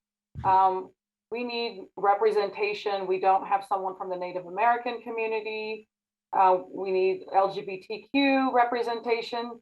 I mean, we need broad representation, and because of such a low turnover, this provides an opportunity for everyone to revisit their commitment to the work, the mission, on a clean slate, and then have these sort of guidelines apply moving forward, as opposed to retroactively, without it being personal to anybody. Okay, because if you know what I mean, if you're going to apply, whether somebody is not fitting in with others, or whether it's commitment to their attendance, those become personal. Those become criteria that we can, of course, look at, but this provides sort of a more equitable, clean way of looking at the appointment of these commissioners. I hear what some of you are saying, and I could, you know, I'm wrestling with that. But I think from my perspective, I just think that this is less personal. No, yeah, it was never right. It's not personal. But I'm hearing a different perspective now. I was looking at it from the commission, you know, out, for like a better term. Now I hear what you're saying is it's also looking at the makeup of the entire commission, and absolutely. Okay. Right. Well, I mean, Right. okay, I see what you're saying. Okay. So for this to be a true diversity, equity, and inclusion, the committee should look like the community it serves. And you know, when we were filling positions and there were only, you know, 1 or 3 slots available, that was all we could add to the commission. And there were, you know, potentially other slots being occupied that should have been open and available. Yeah, yeah. And just to be clear, I was alluding to, when I said committee to the commission, I was alluding to the members' willingness to help serve as ambassadors and help carry that message right throughout the city, you know, not the actual representation. So, all right, well, I'm actually fine then with option 1 in that case, because that's a whole other different perspective. So we just got to make sure if we're gonna fill those slots, LGBTQ plus, they have to apply, right? Because then we're back to where we're at now if they don't apply, and then you've got all. So this is where, you know, we're all ambassadors. We'll encourage people to apply from different communities, but this is an opportunity, because the commission does such great work, to all be on the same team. Without this, you know, we'll maybe, you know, I'm sure likely appoint a lot of them, but it just gives a good opportunity for us to do a reset, and them. I mean, you know, it also applies to our commissioners to really look at the work, their commitment, and really say, okay, you know, am I willing to sign up for this? Do I have the time, the commitment? to do the retreat, to do the work, to be part of the events that are going to come up. Without it, it's just easier to say, okay, I'm going to be reappointed, but this really has you recommit that you're wanting to do the work. So that's really where I'm coming from. And then to have a commission that reflects our community. And so what I heard earlier is that out of the 8, 9, 10, 11, there's 8 that is got good attendance and is involved, and there's 3 that is not active. So are we, I mean, that, those 8 people are going to want to come back on again, right? And we don't know that. Like, we don't know. They may not. So maybe having the conversation with them and letting them know that, hey, this is the new thing. Do you want to stay on, or would you like to get off the commission so we can have open spots for folks to apply? I guess that's what we would be doing with option 1, would be to open it up. They're interested, they reapply. And they understand the mindset going forward, the requirement for attendance and engagement. And then we would be able to get that insight. So my thing was to have them have the conversation with them, and then if they want to stay, they stay. If they don't, then they can just pull their application so we can backfill those. But I mean, it's going to be hard if we have 8 active members and they're going to apply, and now they're going to be up against a whole lot of people that they may not come back, right? Like Miss Tina. And then if you're going to make the, I would say with the exception of Miss Tina, because she just got reappointed. But we have folks that have been there for a long time, obviously. So, I'm going to say option 1, and to me, and from a staffing perspective, to manage that, it will just be cleaner. Well, I mean, in all fairness, and don't get me wrong, I mean, we appointed Miss Tina. I'm totally fine with her, but in all fairness, yeah, you're opening it up. It opens up. Right? Yeah. I mean, that's the risk, right? If well, if we're all champions for Chino, I don't see a problem there. Well, I'm just saying, I mean, as usual, all 5 of us, we deliver. To not make it personal. I mean, is there consent? I'm hearing there might be 3 for option 1. Is that, do we need a motion? Is there guidance? I think that Councilmember Hume, and if I'm not mistaken, Councilmember Soon, are you good with option 1? I don't want to assume, but I don't want to tell, So Mayor, to answer your question about a motion, you don't need a motion for this. Yeah. This has to come back for a formal resolution anyways. This was for direction. What I think I'm hearing, and I think you're about to confirm it, is that it sounds like there's at least 3 council members for option 1. What I also heard is that at least 3 council members would like to have a 70% attendance requirement. And I think I heard 2 youth commissioners. And if there's anything else beyond that, we'd certainly give direction. That's all solid. Well, I think the 70% is given, whether it's option 1, 2, 3, or option 10, right? Yeah, I think that's clear across all of us. But Mayor, members of the City Council, Kara Reddick, may I mention one thing really quick? Please. Just in regard to the Youth Commission liaisons, we have not talked to the Youth Commission yet. We wanted to have this conversation first. So we'd like to go back and talk to that commission. We will, propose the idea of 1 to 2 commissioners. These would be non-voting members that would kind of just share information and liaison, and they could talk to the D&I Commission about school issues. So I don't want to commit that we can do 2 because we haven't even had an initial conversation, but we can return on December 8th with the outcome of that conversation. Sounds good. Madam Mayor, yes, sir. If I may, I would just like to point out how much discord and consternation Ms. Arroyo brought to this council with her first presentation. I mean, we haven't dug in on this kind of discussion. I'm telling you what. Good on you, Ms. Arroyo. Keep doing that. That's good. It's keeping us on our toes. Good trouble. Right Good there. trouble. So Mr. Soon, are you good with option 1?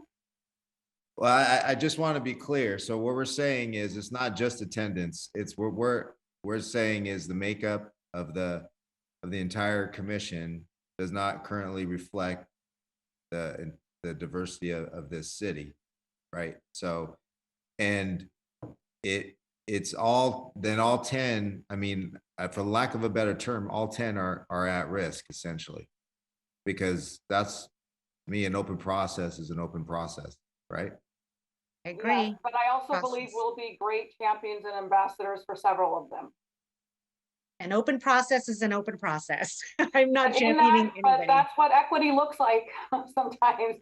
Yeah, but it does, but I'm not championing any individual person. Yeah. We're talking about people's background. We're talking Yeah. about their religion. We're talking about race. Diversity is diversity. There's no one individual that because that would be unfair to say that we're doing that right now when we haven't even opened up the process or put the process out there. We took tough choices to appoint these individuals, right? I mean, that was all, I mean, just to remind all of us, we struggled a lot because there were a lot of people who wanted to, good applicants. And so we went through that. And so, you can't guarantee anything if we're going back out to, the pool of applicants, so to speak. So I just want to make that clear. That's all. Okay. Understood. Then I'm good. Thank you. Thank you, sir. Ms. Reddick, do you need anything else?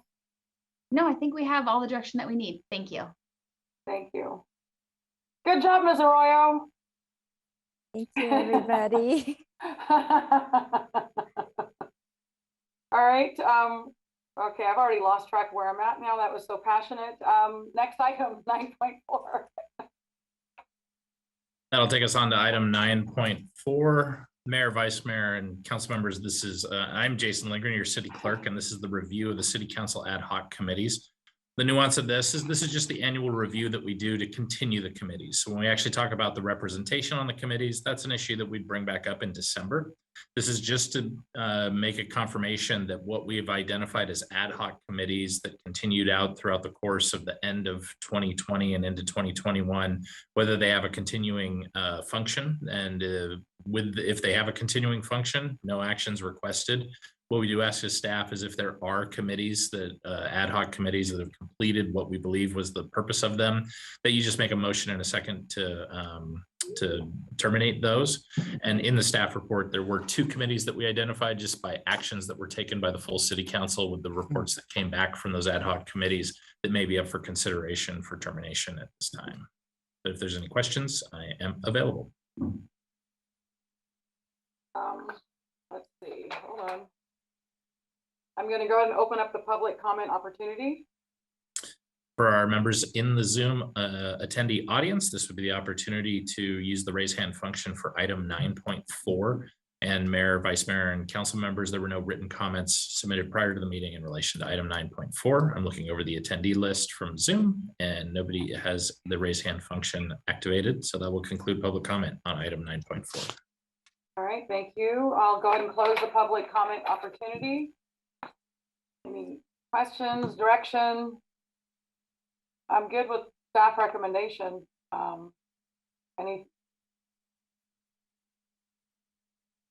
Is that good? It doesn't require a motion.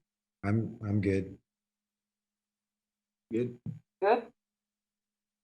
So what I actually would ask is a motion and a second, and what the staff recommendation is, it's identifying the Sacramento Regional Transit District Annexation Advisory Ad Hoc Committee, and then the Opportunity for Youth Participation Ad Hoc Committee, as those had actions that were done former. But if you want to terminate those 2, all I need is a motion, a second, and a vote, and we can have that concluded. So moved. Second. And with the motion and the second for the termination of those 2 ad hoc committees, I will move to the roll call vote, starting with Councilmember Spies. Aye. Councilmember Hume. I apologize. Which 2 committees? So staff it'll report be listed. Yeah, it'll be the Opportunities for Youth Participation Ad Hoc Committee. That was in relation to making changes to the Youth Commission. And we enacted those changes. Oh, my computer's moving a little too fast for my own good. And I have to get my glasses to adjust, but that would have been by ordinance 9-20-21 back in March of 2021.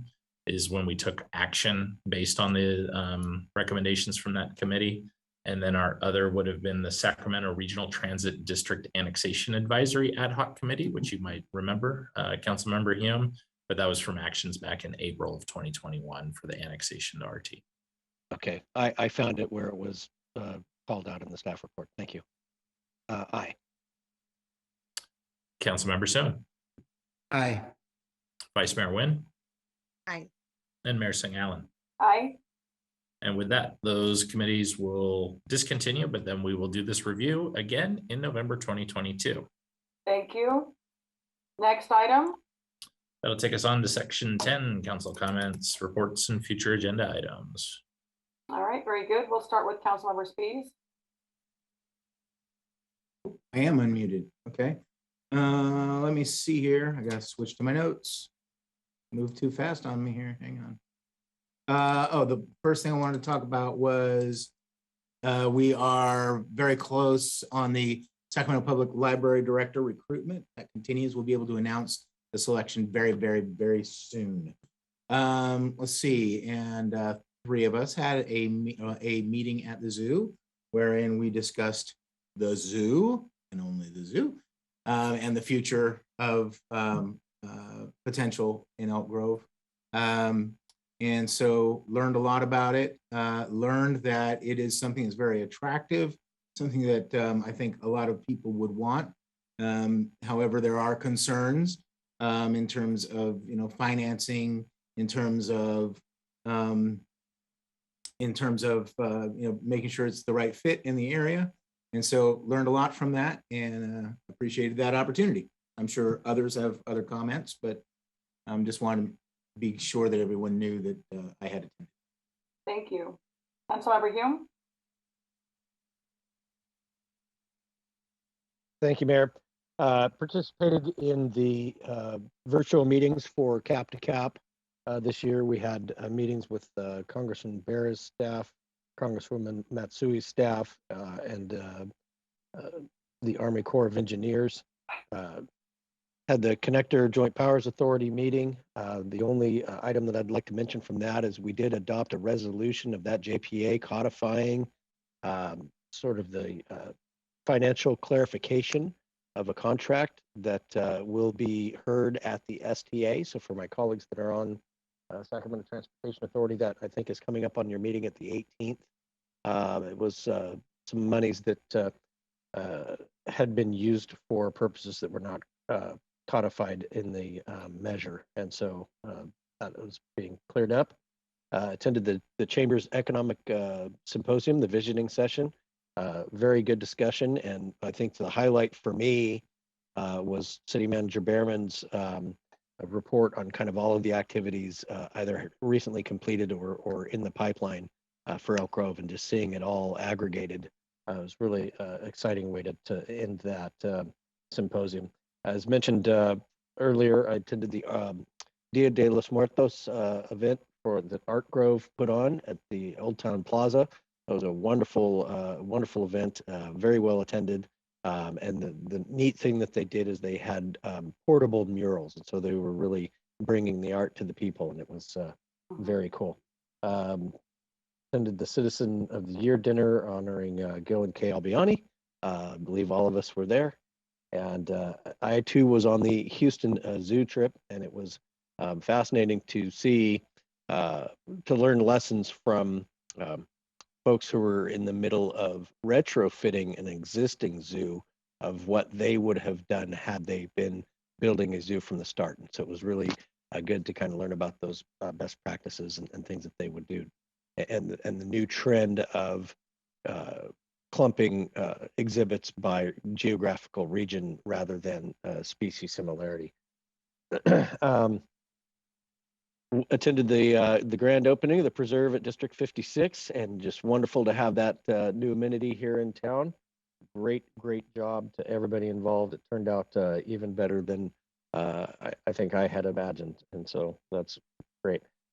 Participated briefly in the inaugural meeting of the Blue Ribbon Commission on Women and Girls for Sacramento County last night. Had a sandboard meeting this morning. Nothing to report from that. And then Councilmember Soon and I had an audit committee meeting this afternoon. That's all I have. Thank you. You've been busy. Council member Soon. Thank you. Yeah, in addition to what Councilmember Hume mentioned, had the SACOG Transportation Committee meeting last week. Nothing to report on that one. We have our board meeting next week. And then I also want to just say kudos to Kristen, Jody, and the team for spectacular grand opening ceremony. That's got to be the most original, with the Falcon flying through, and then great to have Chairman Trongo opening it with the blessing as well. Thank you. Thank you, sir. Vice Mayor Nguyen? Nothing to report.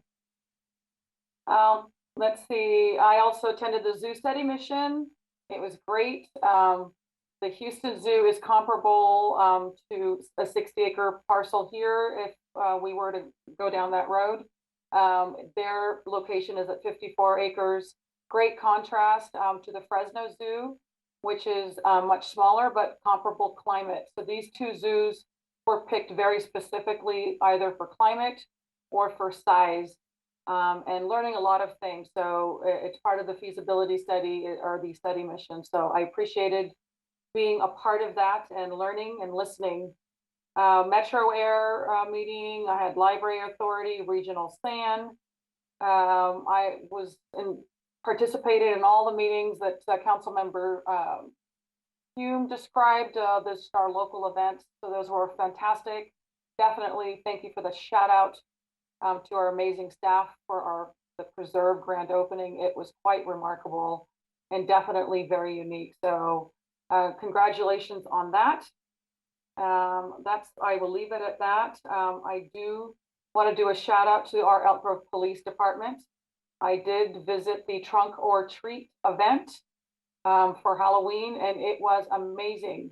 They put it together, I think, just within days, but there were hundreds of families that came out and enjoyed engaging with our law enforcement and also getting some candy. So just a great shout out, great event. And I believe it was the first time they did that. So hopefully we'll see that again next year.